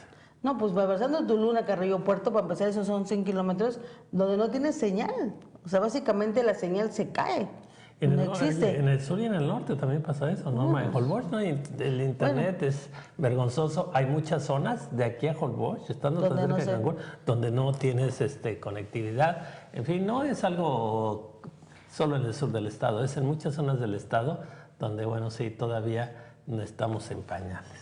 Definitivamente. Digo que si nos ven en el extranjero dirán, ¿cómo es posible que en ese estado donde, turísticamente hablando, de los más, ahora sí que de los primeros lugares en destinos internacionales, puedan tener esas deficiencias, ¿no? Ese es ser un país tercermundista, por más que nos enojemos cuando nos los digan, ¿no? Claro. Que tiene ciertas áreas bien desarrolladas con todo, una zona hotelera de Cancún o las zonas hoteleras en diferentes puntos de la geografía estatal, pero son como islitas. Te sales de la islita y bueno, ayer veía yo también un artículo, por ejemplo, de la basura en Holbox, que sigue siendo un cochinero. En todos los municipios, pero en una isla tan chiquitita, donde se está a cielo abierto, tiene la basura, los lixiviados mezclándose hacia los mantos freáticos que están ahí luego, ¿no? Y además con una porosidad de arena, no es que sean rocas ni nada. En fin, hablamos mucho de ecología y hay foros y todo, y las cosas más básicas, ahí están y no pasa nada, y hágale como quiera. De veras, bueno, desgraciadamente ahí también ves la idiosincrasia de que también los gobernantes son tercermundistas, porque ahí andan cortando listones muy pomposos en cierto hotel, y sin embargo cosas muy básicas, precisamente como la basura, no está atendida a fondo, cuando deberían de dejar todo hasta que eso no estuviera bien atendido. Pero no, estamos acostumbrados, y bueno, yo estoy en el cóctel, aunque allá afuera no haya quien recoja la basura. Eso es el talón de Aquiles de todos los municipios, el tema de la recogida de la basura y darle una disposición final. Ese es un tema, de verdad, lo tienen aquí en Benito Juárez, lo tienen en Solidaridad. En Chetumal se están ahogando con el tema de que no tienen un buen servicio de recogida de basura, y como tú dices, la contaminación a todo lo que da. Tulum está igual. Y el otro día estuve platicando con expertos en el tema de sargazo, porque ahora ya todo el mundo es experto. Sí. No hemos podido con la basura, pero ahora ya vamos a ser expertos en sargazo. No, a mí me encanta cuando escucho algunas opiniones de esos expertos que hablan del tema del sargazo, y que bueno, uno de ellos mencionaba en algún momento que, no voy a decir el nombre para no balconearlo, pero decían que precisamente por toda esta contaminación que se da a las aguas, al mar, es parte también el por qué es como si dijéramos es alimento para el tema del sargazo. O sea, eso producía más... Claro, si no estuviéramos contaminando nuestros mares, no hubiera esa exacerbación de sargazo. Exactamente. Y eso, bueno, es parte de las consecuencias que se están viviendo ante esa falta de visión, ¿verdad?, en el tema de la basura. Porque, bueno, ahora ya vemos que en el tema del sargazo, por ejemplo, bueno, que si lo recogemos, van a crear energía, que si se van a poner... Que se van a hacer casas, que se van a hacer... tabiques, bueno, una serie de inventos que han estado... Que está bien, pero que ves la moda. Innovando según... Ahí estaba la senadora Mayuli, está la senadora Mayuli del PAN, haciendo ya una propuesta ahí en el Senado de la República por cuestiones de sargazo, ¿no? Pero, y dices, bueno, y ahí está el oportunismo político. No está malo comprarse el sargazo, pero, hombre, ahí está la basura contaminando los mantos freáticos de estas zonas, de estos ríos subterráneos únicos en el mundo que tenemos en Quintana Roo, de ese mar de Bacalar, de Bajagual, de Holbox. Pero lo de moda es el sargazo. ¿Y por qué la senadora no le ha puesto énfasis a la basura, que es algo prioritario, que lleva ahí mucho tiempo, pero no está de moda? Hay que ir a poner ahí algo del sargazo. ¿Y la basura? ¿Por qué no podemos atender lo básico? De veras, es como el que ve usted en la calle que trae un coche último modelo, que no ha pagado, pero no trae chones, ¿no? Primero es lo básico. Primero tiene que comer tu hijo, tienes que tener chones, y después pensarás en un coche, ¿no? Y sobre todo si es de lujo, ¿no? Lo básico es, la basura está completamente desatendida en este estado, pero ya nos acostumbramos. Lo de moda es el sargazo. Así es, desafortunadamente, y no existe en la actualidad una empresa realmente con el compromiso de dar ese servicio. Pero ¿cómo ante se la pelean falta, las concesiones? es que ese es el tema. Se pelean las tajadas hasta el lado de la hora. Ante la falta de eficiencia de los municipios, y hablando en general de todos los municipios, porque es un tema que debe resolver el municipio, bueno, y ante la falta porque no tienen para invertir, pues tienen que concesionarlo, tanto el servicio de recogida de basura como el que se hagan cargo de los rellenos sanitarios. Que además eso, en cualquier parte del mundo que nos vean, ese tema de rellenos sanitarios es desde la prehistoria, ¿eh? Eso ya no se utiliza en otros países, pero bueno, aquí todavía lo seguimos utilizando. y donde si nos diéramos una vuelta por esos rellenos sanitarios, de verdad que son basureros a cielo abierto porque no les dan el servicio que deben de ser, siguen contaminando, o sea, y ahí, por ejemplo, yo diría, ¿por qué la Profepa no hace nada? Ahí es ¿Por donde qué no empiezan supervisa? todas las... Va usted a Bacalar y quiere usted construir algo chiquitito, ¿y dónde está tu manifestación de impacto ambiental? Y cortaste un arbolito que estaba enfrente de tu predio. Ya no estoy hablando de grandes devastaciones, de un arbolito. Y ahí se llega Ecología Municipal, lleva la Profepa, pero se va usted junto y está a cielo abierto una contaminación brutal de la basura y ahí no pasa nada, ahí no llega la Profepa. Entonces dice uno, a ver, no entendí. ¿De qué sirven esas instancias gubernamentales? Y a la hora de lo fuerte, de lo grande, ahí no se meten, ahí no pasa nada. Y bueno, la combinación sigue rampante. Y que es un tema de salud pública, pero bueno, es parte de las, ahora sí que de las incongruencias que vemos en nuestro país y aquí básicamente en Quintana Roo. En el estado sobre todo, ¿verdad? Y en un estado de vocación turística, de vocación ecológica, en donde se supone que lo que vendemos al turismo es precisamente ecología y que deberíamos ser de los mejores y más duchos precisamente en preservación ecológica. No, aquí siguen los tiraderos a cielo abierto, siguen los lixiviados metiéndose, infiltrándose a los mantos freáticos. Y nadie dice nada. Pero ni los ambientalistas. Pero va a haber los pagos a las concesionarias de la basura. No, Esos sí son millonarios y se siguen haciendo. ¿Por qué? Pues porque son socios de los funcionarios y eso sí se sigue haciendo. Pero que se recoja bien, eso no les importa tanto. Así es, y bueno, aquí yo diría llamado a los ambientalistas, a los defensores de la ecología, o sea, nadie hace nada. Pero bueno, es ahorita parte, como te digo, de las incongruencias. Como tú decías, los foros de sargazo, ahí sí están todos, todo el mundo quiere estar en el foro de sargazo. Es que me voy a un foro, me voy a un foro de sargazo. Ya hay sargatitis, pero la basura que está contaminando más que el sargazo, eso no importa. Pero es que el sargazo puede hacer que no ganemos ya tanto dinero. Entonces ahí sí nos importa. Si es cuestión de dinero, entonces sí todo el mundo se quiere meter. Bueno, ahí tiene usted.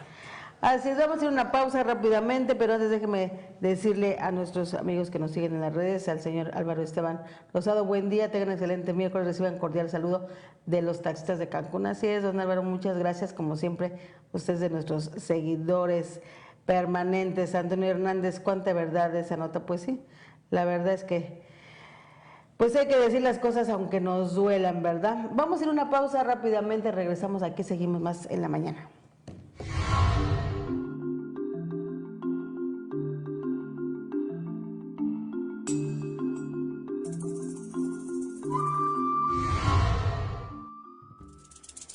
Nido de víboras. Cuando a Peter Parker le dijeron aquello de que un gran poder conlleva una gran responsabilidad, fue que se le prendió el foco y se puso a combatir villanos en Nueva York. En el mundo real no existe el hombre araña, pero sí el poder y precisamente una de sus formas, la información, implica una responsabilidad, que en el caso de una autoridad gubernamental significa aplicar sus esfuerzos allí donde más beneficios produzcan al conjunto de la población. En ese sentido, la información en manos de la Secretaría de Desarrollo Social Estatal respecto a la concentración de la pobreza en Quintana Roo debería posibilitar y orientar políticas públicas que surtan efecto real en el combate a la desigualdad. De acuerdo con algunos de los datos que maneja la dependencia encabezada por Rocío Moreno Mendoza, los mayores focos de pobreza en el estado se ubican en Benito Juárez, Otompe Blanco y Felipe Carrillo Puerto, con el primero muy a la cabeza, puesto que suma casi tantas personas en situación de pobreza que el resto de los demás municipios juntos. Conclusiones aparte, que vaya que los datos dan para ello, es de esperar que los 3 niveles de gobierno hagan algo y la información no quede en meras cifras sobre hoja de papel. Se aproximan las elecciones y como el multitasking no es cosa de diputados, mejor dejan para después el tema del caracol chivita, una especie muy apreciada en el sur del estado, tan apreciada que se encuentra en riesgo de desaparecer por el exceso de su extracción. Ante ello, hay una iniciativa para prohibir su pesca durante 5 años y así permitir que el simpático molusco pueda recuperarse. Solo que se atraviesen las campañas y como los caracoles no votan, y además hay cosas más importantes como la reelección de algunos legisladores, habrá que dejar el tema para el siguiente Congreso. Esperemos que para entonces, por allá de la segunda mitad del año, el caracol chivita todavía siga existiendo. Hace unos días el IECRO hizo un llamado al PRI para que hiciera cambios en sus propuestas de candidatos a diputados, para apegarse a los criterios de paridad de género. Pero muy en su estilo de hacer lo que le viene en gana, que luego así le va, el tricolor decidió que no iba a cambiar nada en sus listas ni en su estrategia, que convencidos están que volverán a lograr posiciones de peso con sus actuales postulados. Obviamente la terquedad no le hizo mucha gracia al árbitro, que ha vuelto a llamar la atención al partido para que haga los ajustes que se le ordenen. ¿Así es como pretenden los priistas ganarse la confianza de la gente? A este ritmo, el PRI podría seguir la estrategia del PES y cambiar su nombre por el de Partido Rejego Institucional. Diferente denominación, pero mismas siglas. En lo que los españoles nos piden perdón por la conquista, no hay que olvidar que mucha de la inversión foránea en turismo en el Caribe mexicano viene precisamente de grupos hoteleros de España. No es que se vayan a espantar y corran con sus inversiones para otro lado. Pero como decimos por aquí, ¿para qué hacer olas si estamos chupando tranquilos?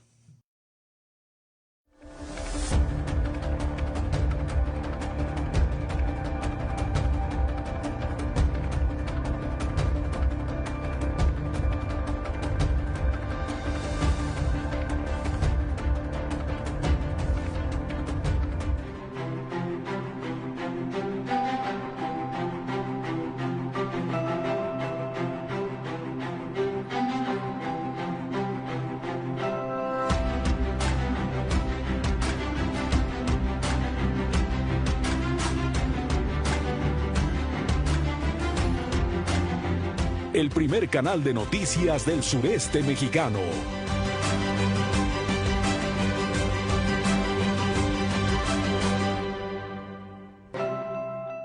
Luces TV.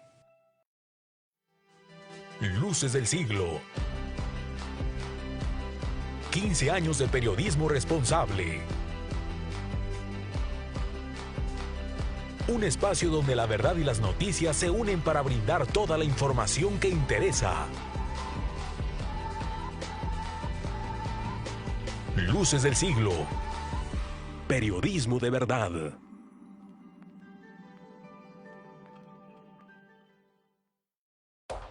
La máxima casa de estudios del Estado, la Universidad de Quintana Roo, rinde a la sociedad su informe de actividades 2018.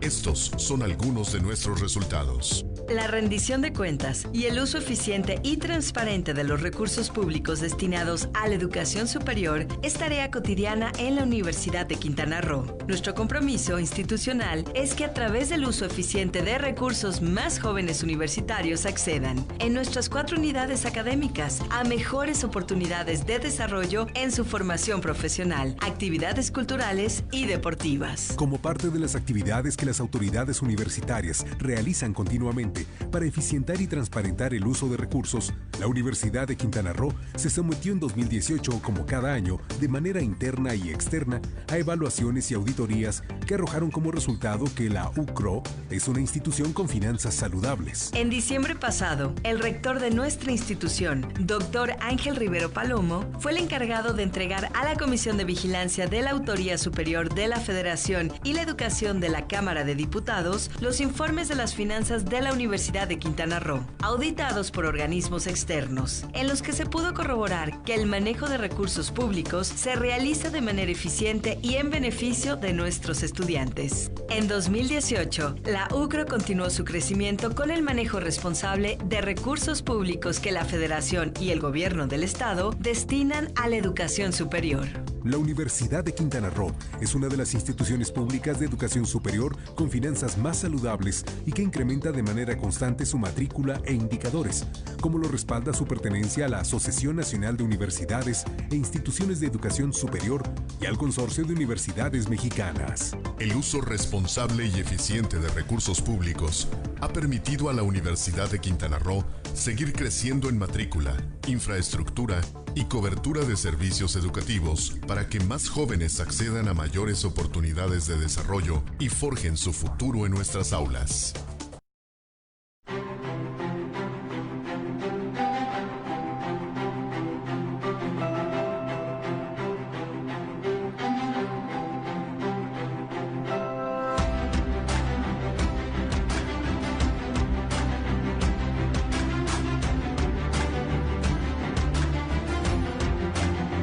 el primer canal de noticias del sureste mexicano.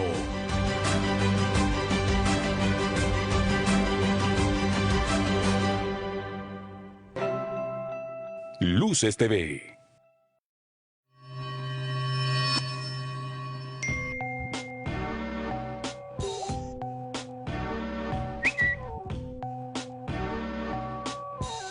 Luces TV.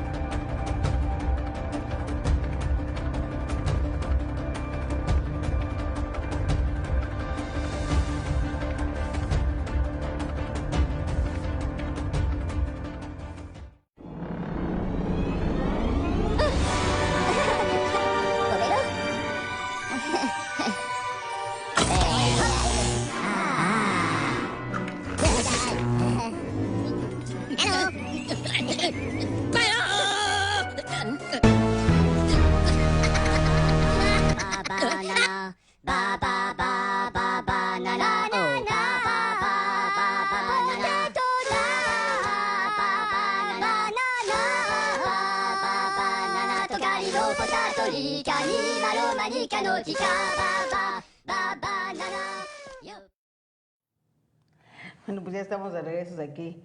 En la mañana seguimos. Y bueno, tenemos nuestro invitado del día de hoy que se encuentra con nosotros, Rafael del Pozo, es el secretario de la Contraloría en el estado de Quintana Roo. Rafa, me da gusto recibirte como siempre. Buenos días. Al contrario, no, muchas gracias. Muchas gracias por la invitación. Gracias, como siempre, es un gusto verlos, reunirnos con ustedes para platicar con los ciudadanos de Quintana Roo. Muchas gracias.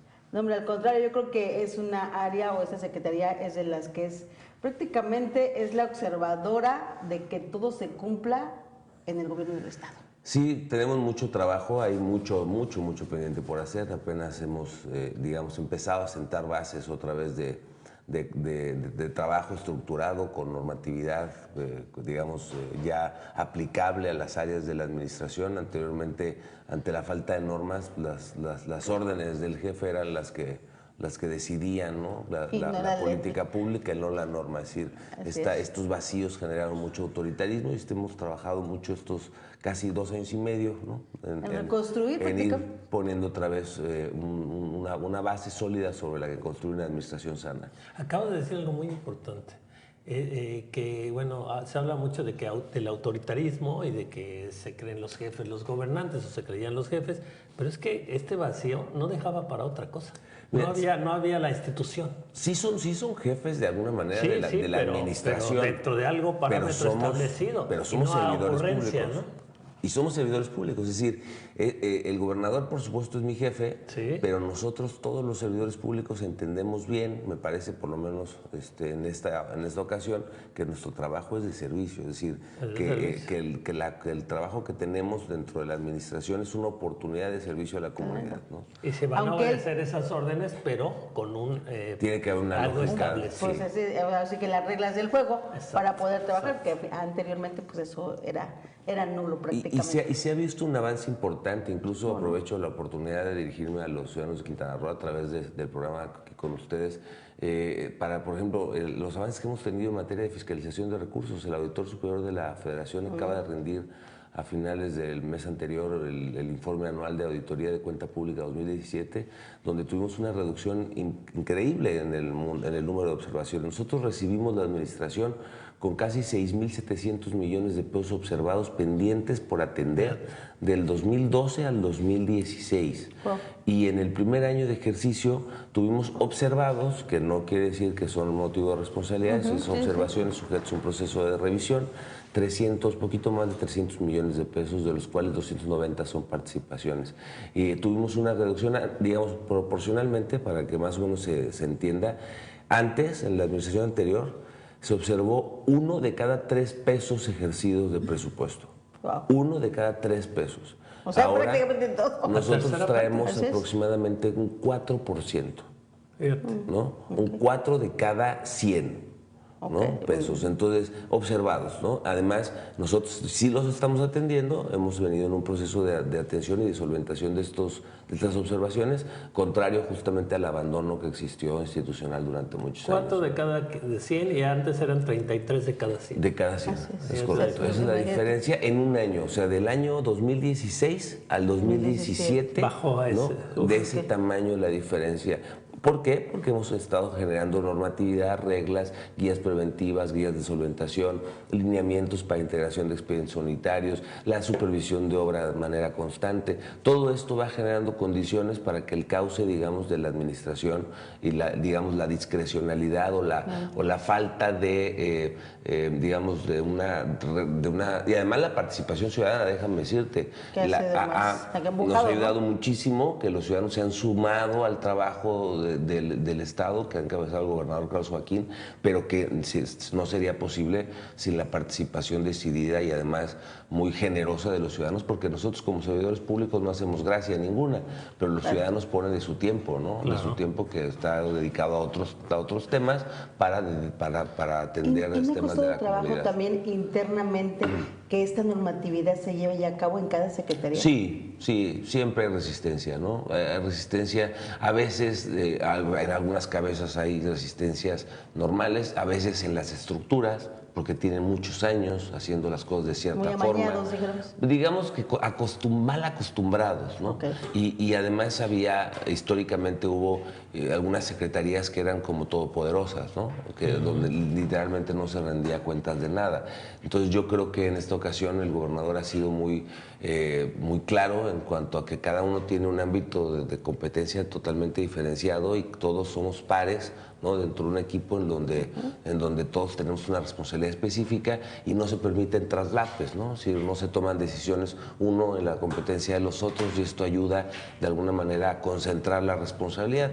Por eso hemos podido avanzar en temas como transparencia, ¿no? Ahora salió la métrica de gobierno abierto que acaba de publicar el CIDE con el INAI y Quintana Roo está ya en tercer lugar a nivel nacional, primero la Federación, después la Ciudad de México y ya Quintana Roo es el tercer lugar con mejor indicador en materia de transparencia y esto ha sido la suma, no es nada más el trabajo de la Contraloría, sino la suma de todos los entes públicos, ¿no?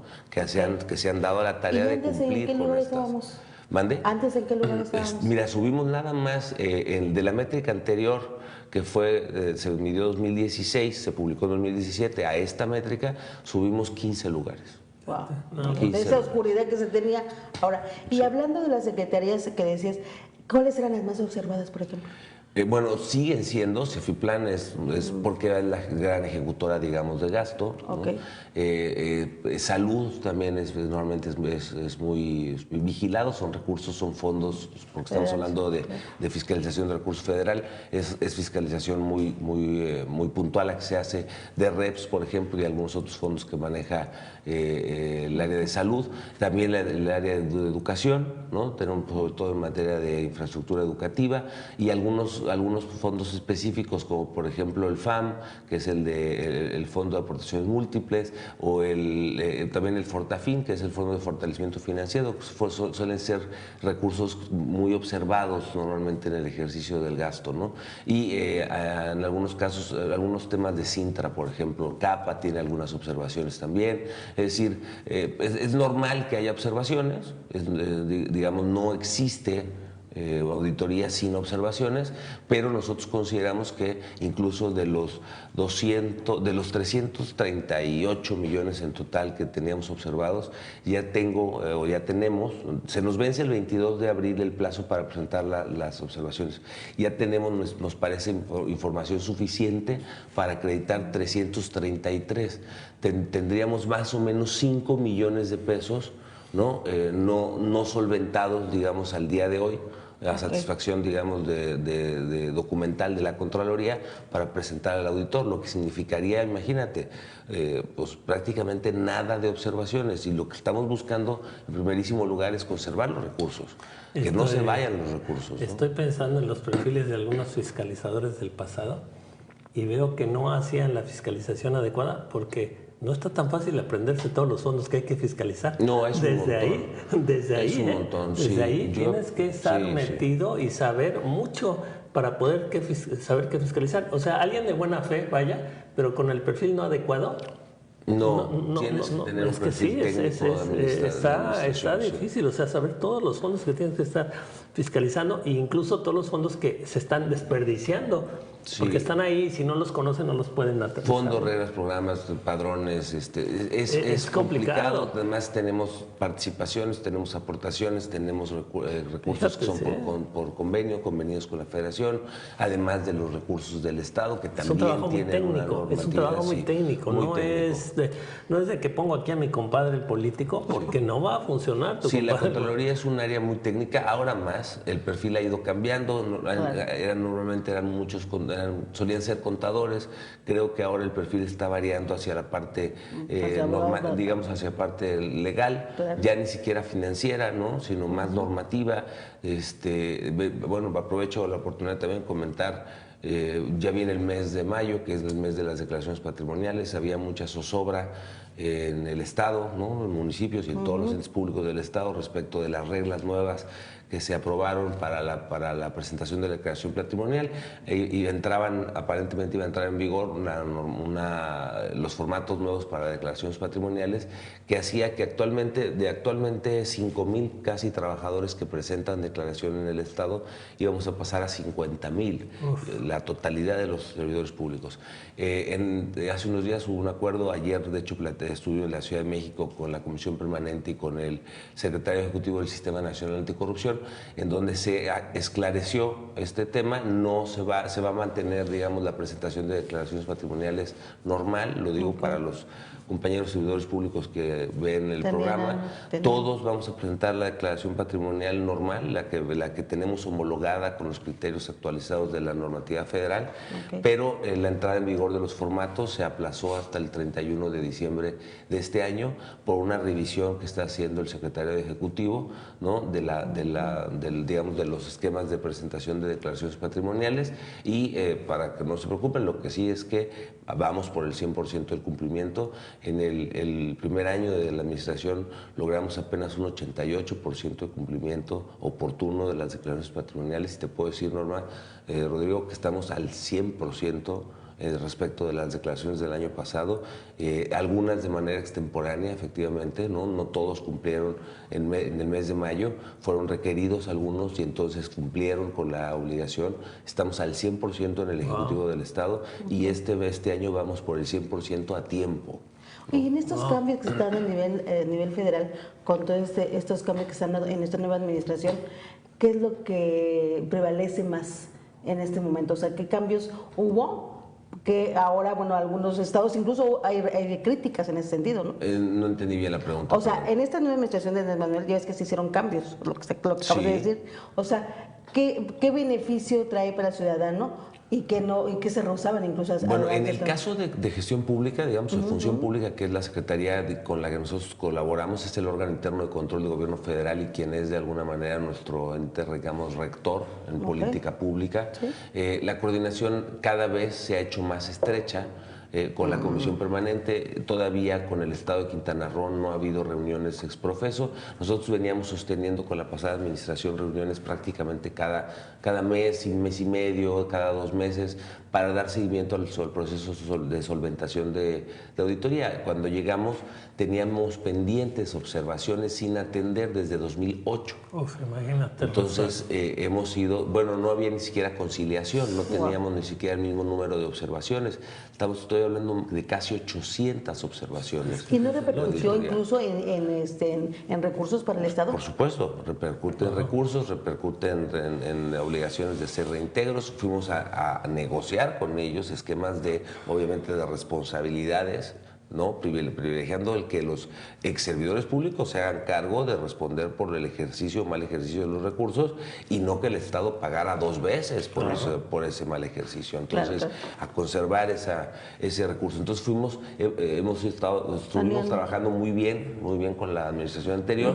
La actual administración todavía está acomodándose. De hecho, entiendo que viene un proceso de reestructuración de la Secretaría a nivel federal, en donde incluso van a mover algunas áreas. Viene un nuevo reglamento interior, entonces se están ajustando todavía algunos temas al interior y luego vendrá otra vez seguramente este proceso que no vamos a a dejar, porque tenemos que, bueno, la idea, el interés es que cuando termine la administración no haya pendientes, no haya rezago de observaciones en materia de Con auditoría. rezago del 2008, de 2008, se puede ser que en esta administración ya no haya pendientes. La idea es esa, bueno, ¿no? ese es el fuerte, ahorita estamos, pero parece que puede ser alcanzable. De 800 pasamos ya, estamos sobre 250. Entonces, la verdad es que la posibilidad ya dice que puede ser que lo dejen al día. Y estamos buscando, muchos, por ejemplo, eran incluso temas saldos en cuentas. No había, antes, ¿se acuerdan de la famosa licuadora, no? Que metían todo el dinero en una sola cuenta y tal.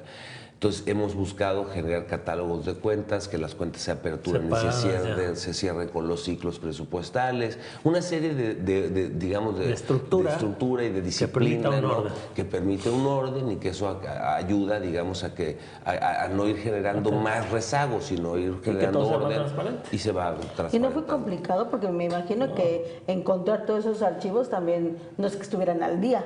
No, de hecho, por lo que te decía, nos llevó más de un año conciliar. Muchos ni existían, pero tenías que conciliar y cerrar eso. Nos basamos más en lo que ellos tenían, tenías en lo que tenía la federación, ¿no? Si yo no tengo nada, ¿cómo le hacemos para arreglar esto? Es correcto. Y aquí se utilizaba mucho, la Contraloría prácticamente era de chocolate, ¿no? O sea, no pintaba. Entonces tenían contratados 1 o 2 despachos que eran los que más o menos atendían el tema.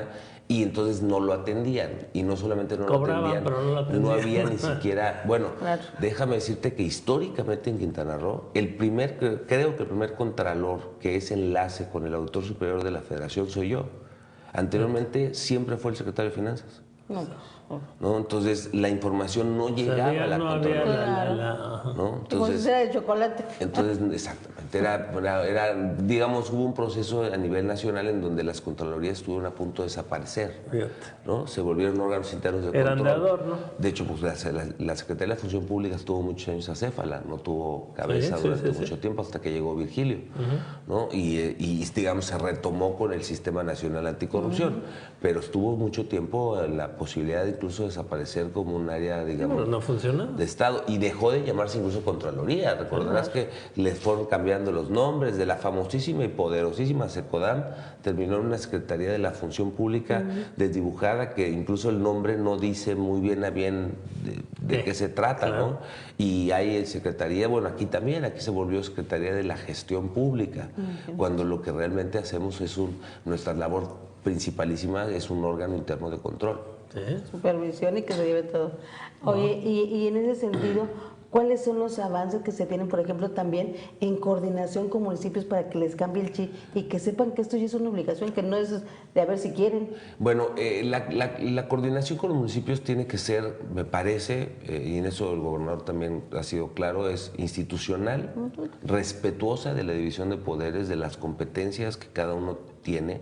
El modelo que nosotros adoptamos, que estuvo de acuerdo el gobernador, fue armar una comisión de contralores a nivel estatal, en donde somos el único estado que invitamos absolutamente a todos los contralores. El modelo existe en otros estados, de hecho nosotros fuimos el estado número 15 que entró al modelo, pero en todos los demás estados solamente funciona por los poderes ejecutivos, es decir, el titular del Ejecutivo Federal, del Estado, perdón, y los titulares de los ejecutivos de los municipios. Pero es que ayuda mucho que somos pocos municipios. Nosotros no son tantos municipios, sería una cena de negros. El mismo Yucatán. Pero hay una cosa, que en Yucatán, por ejemplo, y en muchos otros, Campeche, las contralorías de los estados no auditan municipios.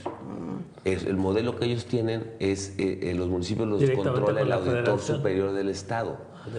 En cambio, en Quintana Roo, la Contraloría sí tiene atribuciones para auditar recurso federal y estatal de los municipios y de los otros entes públicos. Tú eres independiente, pero yo te puedo auditar. Nada más los recursos federales y los recursos estatales. Los municipales no tenemos competencia. Pero entramos en un proceso de coordinación, armamos esta comisión, participan todos los poderes, el Ejecutivo, el Legislativo y el Judicial, todos los entes autónomos, ¿no?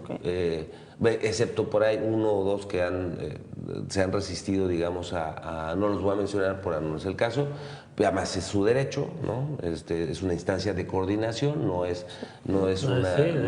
de presión política, es para justamente aprovechar, digamos, que la Contraloría del Estado es una Contraloría muy robusta y que puede ayudar. Para trabajar en equipo, en pocas palabras. Entonces, armamos un programa de trabajo que tiene 5 ejes y que hicimos 3 comisiones, una centro, una norte y una sur, de contralores, donde se asignó tareas específicas.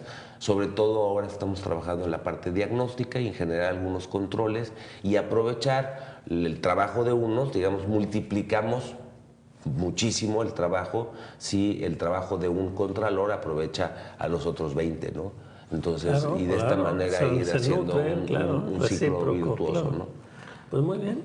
Que esa es la parte bueno, en esta coordinación, en lo que mencionabas, es que, por ejemplo, yo he estado checando mucho, por ejemplo, las páginas de los municipios en el tema de transparencia y todavía hay muchas deficiencias en ese sentido. Sí. Ahí, por ejemplo, ¿ustedes como coordinación apoyan en ese sentido? Con algunos asegúnes, porque el órgano garante en Quintana Roo es el IDEPRO.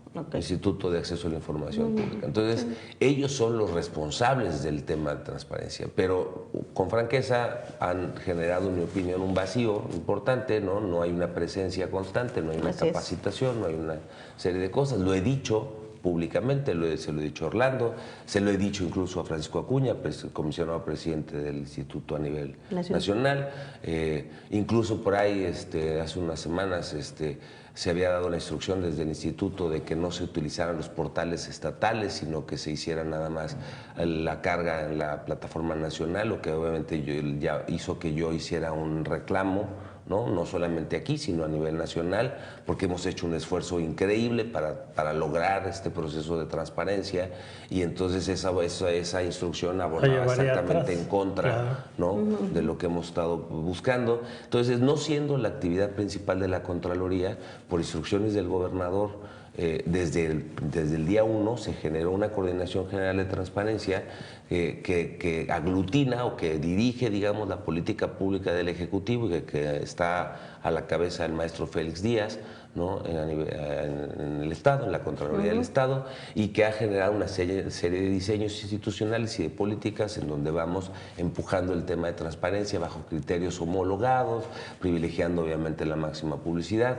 Si me preguntas, ¿ya resolvimos el tema? Pues no, todavía hay muchos pendientes. El más importante, en mi opinión, no tiene que ver con la cantidad de información.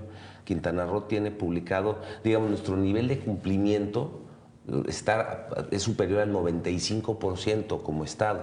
De los 100 sujetos obligados en el Estado de Quintana Roo, 80 pertenecen al Ejecutivo del Estado. ¿no? Es decir, casi, digamos, el Estado, el Ejecutivo impulsa el indicador, digamos, tiene la mayor responsabilidad en este tema. Pero tenemos un pendiente muy claro, no solamente a nivel estatal, a nivel nacional, en hacer que los datos sean accesibles. Es decir, hay mucha información, pero es muy poco inteligente. Se suben PDFs, en algunos casos ni siquiera son PDFs, algunos documentos son imágenes, hay muchas hojas de Excel y mucha información, sí hay, pero no está diseñada para la consulta, ni para ser accesible, ni con toda la tecnología moderna. Es correcto. Entonces, nuestro reto más importante es generar plataformas que permitan, bajo esquemas de datos abiertos, que permitan que el académico, el estudiante, el empresario, el investigador, el periodista, el que sea, pueda acceder a la información, jugar con ella en el sentido de poder hacer contrastes y hacer planteamientos serios y críticas y de análisis del ejercicio del gasto y de una serie de temas a partir justamente de esta inteligencia en el manejo de la información. Ya hemos empezado, ¿no? Tenemos un camino largo por recorrer como país, pero bueno, ya es evidente que es algo que hay que trabajar. Ya empezamos a trabajar en Quintana Roo en la plataforma de datos abiertos. Esperamos este año echar a andar esta plataforma y poco a poco ir. Ahora, déjame decirte también algo muy importante, Rodrigo, Norma, es fundamental que los ciudadanos utilicen las plataformas. Quintana Roo participa en 2 de las plataformas que más pidió la sociedad civil a nivel nacional. Una es la de publicidad oficial y la otra es la de comisiones abiertas. Las dos, el único estado, yo me atrevería a decir, del país que participa y que mantiene actualizados sus datos en estas dos plataformas es Quintana Roo, y no se utilizan. Entonces, son plataformas que costó mucho trabajo echar a andar, sobre todo por los temas, por las materias a las que se refieren. Una, porque transparenta los gastos de viáticos de todos los servidores públicos, y dos, porque transparenta toda la inversión del Estado en materia de medios de comunicación, que de donde venimos, Quintana Roo en el 2015 fue el estado que más dinero tiró a la basura, ¿no? En pagar línea editorial, más de 1.500 millones de pesos. Entonces, el esfuerzo que tuvimos que hacer para poder llegar a esta plataforma fue enorme. Sin embargo, pues un llamado a los ciudadanos para que utilicen estas plataformas. La única manera de garantizar que esas plataformas permanezcan y que el ejercicio se siga haciendo de manera responsable es que el ciudadano las adopte, ¿no? Es la única forma. Y así las demás. Estamos a punto de lanzar ya la plataforma de transparencia en el otorgamiento de contratos para obra pública, ¿no? Donde vamos a ver todas las variables de obra pública con el escrutinio de datos abiertos, de empresas, montos, lugares, geolocalizadas la obra, con fotografías, con periodos de ejecución, con responsables de parte de las empresas, de parte del Estado, una serie de elementos, documentos también de licitación, de aperturas, de contratos, de todo esto. Esa plataforma está prácticamente lista, estamos a un par de semanas más de echarla a andar ya, de anunciarla públicamente, y si los ciudadanos la utilizan será un esfuerzo, digamos, que se consolide y que llegue para quedarse. Son plataformas que están diseñadas para rendir cuentas. Y un candado precisamente de las empresas fantasmas que se abusó como, bueno... Y a los ejecutores, seguimos teniendo a nivel nacional un problema muy serio en la planeación, muy serio. Es decir, en vez de planear entre enero, febrero y marzo, ¿no?, el ejercicio del gasto, se empieza a planear por ahí de junio, julio, agosto, luego empiezan los procesos de licitación, entonces a veces las obras empiezan históricamente entre octubre y noviembre, ¿no? Entonces, y luego vienen los modificatorios para poder ejercer antes del 31 de marzo, y siempre vamos a las carreras. Si tú preguntas en el Estado hoy, a nivel municipal, a nivel estatal, en los diferentes poderes, ¿cuántos de ellos saben cuánto van a destinar a la inversión de infraestructura? Algunos te pueden decir montos globales, pero difícilmente te van a poder decir cuál es la programación en prioridades, ¿no?, de las bolsas que tienen, por ejemplo, para salud, para educación, para vialidades, para una serie de temas, y deben estar definidos presupuestalmente desde el principio. Es uno de los grandes reclamos y de las observaciones a nivel internacional. En México tenemos un proceso de presupuestación basado en el presupuesto autorizado del año pasado, más un factor de actualización. Ese es el presupuesto aprobado este año. Y eso es un error que hemos cometido incesablemente, que seguimos cometiendo y que nos llevan generalmente al déficit a la hora del ejercicio. Porque veníamos en la inercia de la improvisación, pero todo este andamiaje que se está haciendo va incluso a ser un limitante para improvisados. Sí, porque vas a llegar a un avión súper moderno y tú ya no sabes cómo echarlo a andar. Si no estás capacitado, no lo puedes hacer. Si abrimos las ventanas, ¿no? Generamos la gente mucha no gente capacitada, observando. mucha gente no capacitada que se cuela a puestos públicos queda fuera, porque no sabes nada más cómo. Yo creo que así de fácil. el primer elemento de la corrupción es contratarte para un cargo para el que no estás capacitado. Exactamente, ¿no? Yo soy y no sabes cómo. Pues me dicen incluso ahora en la Cámara de Diputados, ahora en México, que Quintana Roo y básicamente algunos municipios de aquí de la zona norte no lograron ni siquiera entrar con proyectos. O sea, se terminaron las fechas. No hay mucha claridad en eso. Exactamente, o sea, ni siquiera pudieron entrar porque no existen, porque no hay planeación. No saben cómo, o a veces ni saben que existen. No hay áreas de... Mira, algunos casos, hay que decirlo, en algunos casos es por falta de estructura. Sí hay municipios muy modestos, digamos, a nivel estatal, ¿no? En un estado como este pareciera que todos los municipios son Benito Juárez o Solidaridad, pero no. Lázaro Cárdenas. Hay Lázaro Cárdenas, hay José María Morelos, hay Bacalares, sí hay municipios que tienen unas estructuras muy modestas. Que viven en otra realidad. Claro, Lázaro Cárdenas tiene a veces problemas hasta de infraestructura física, de tecnología, es decir, servidores y computadoras y una serie de elementos durante muchos años. Y pasa lo de siempre, ni para qué quieren la computadora. Bueno, no la sabrían usar. O no hay conectividad. No, y lo digo con todo respeto, porque hay gente muy comprometida. Sí. Pero la realidad del municipio es otra y no sabrían cómo usar esa contralorías que tienen 4 o 5 personas. En Bacalar, si no mal recuerdo, creo que la contraloría son como entre 5 y 7 personas. ¿No? Entonces, evidentemente, pues la posibilidad de abarcar una serie de temas tan distintos o tan diversos como atiende un órgano interno de control en un municipio, ¿no? Donde se ejercen recursos federales, estatales, municipales. Bueno, pero por algún lado se empieza y estamos empezando muy bien en el Estado. Por eso hicimos la comisión, para poder ayudar y ser subsidiarios. ¿Cómo los podíamos ayudar si eso no existía ni siquiera a nivel estatal? Es correcto. Primero tiene que existir la estructura a nivel estatal y luego ir aterrizándola en donde se vaya necesitando. Pues es que tampoco existía en lo macro estatalmente hablando. Claro. Nos tenemos que ir. Pues Rafita, muchísimas gracias por esa consulta. Hay muchos temas que platicar, pero bueno, parte de lo que nos dijiste, bueno, yo creo que es un avance en lo que se tiene y sobre todo los retos para Quintana Roo. Siempre es un placer, agradecido con ustedes y espero que pronto me vuelvan a invitar. No, al contrario, Fras, por estar aquí. Nos solicitamos, siendo quintanarroenses, conviendo lo que se está haciendo en la Contraloría, la verdad, por tener un funcionario como tú, y ojalá nos duren muchos sexenios. Si es posible, pues ahora ya se pueden hasta reelegir los gobernadores, o sea que hay que echarle ojo a los funcionarios que están haciendo el trabajo. Ellos dicen que ya viene. Pero bueno, la cosa es que también funcionarios que ya saben y ya aprendieron cómo, híjole, los tenemos que también estar viendo para impulsar que se queden. Gracias. Pero bueno, pues muchas gracias por tu presencia. Por el contrario, muchas gracias a ustedes. Gracias. Rafael Pozo, el secretario de la Contraloría en Quintana Roo. Muchísimas gracias. Nos escuchamos mañana. Páselo usted bien, que tenga un excelente día. Buenos días.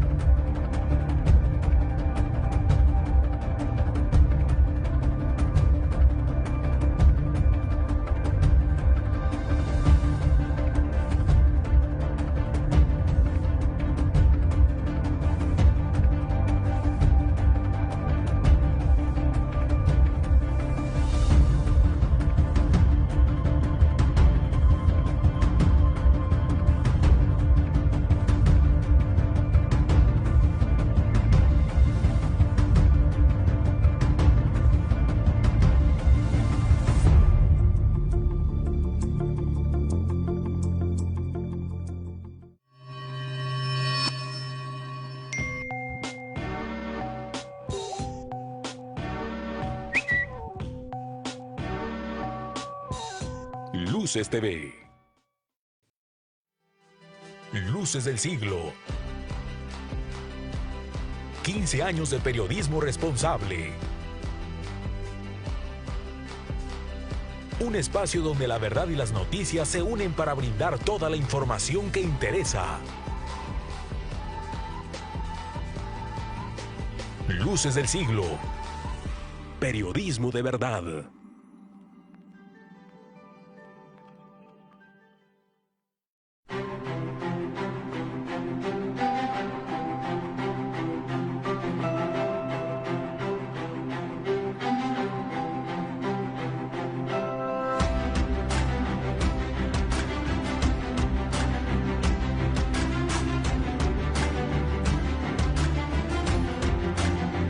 El primer canal de noticias del sureste mexicano.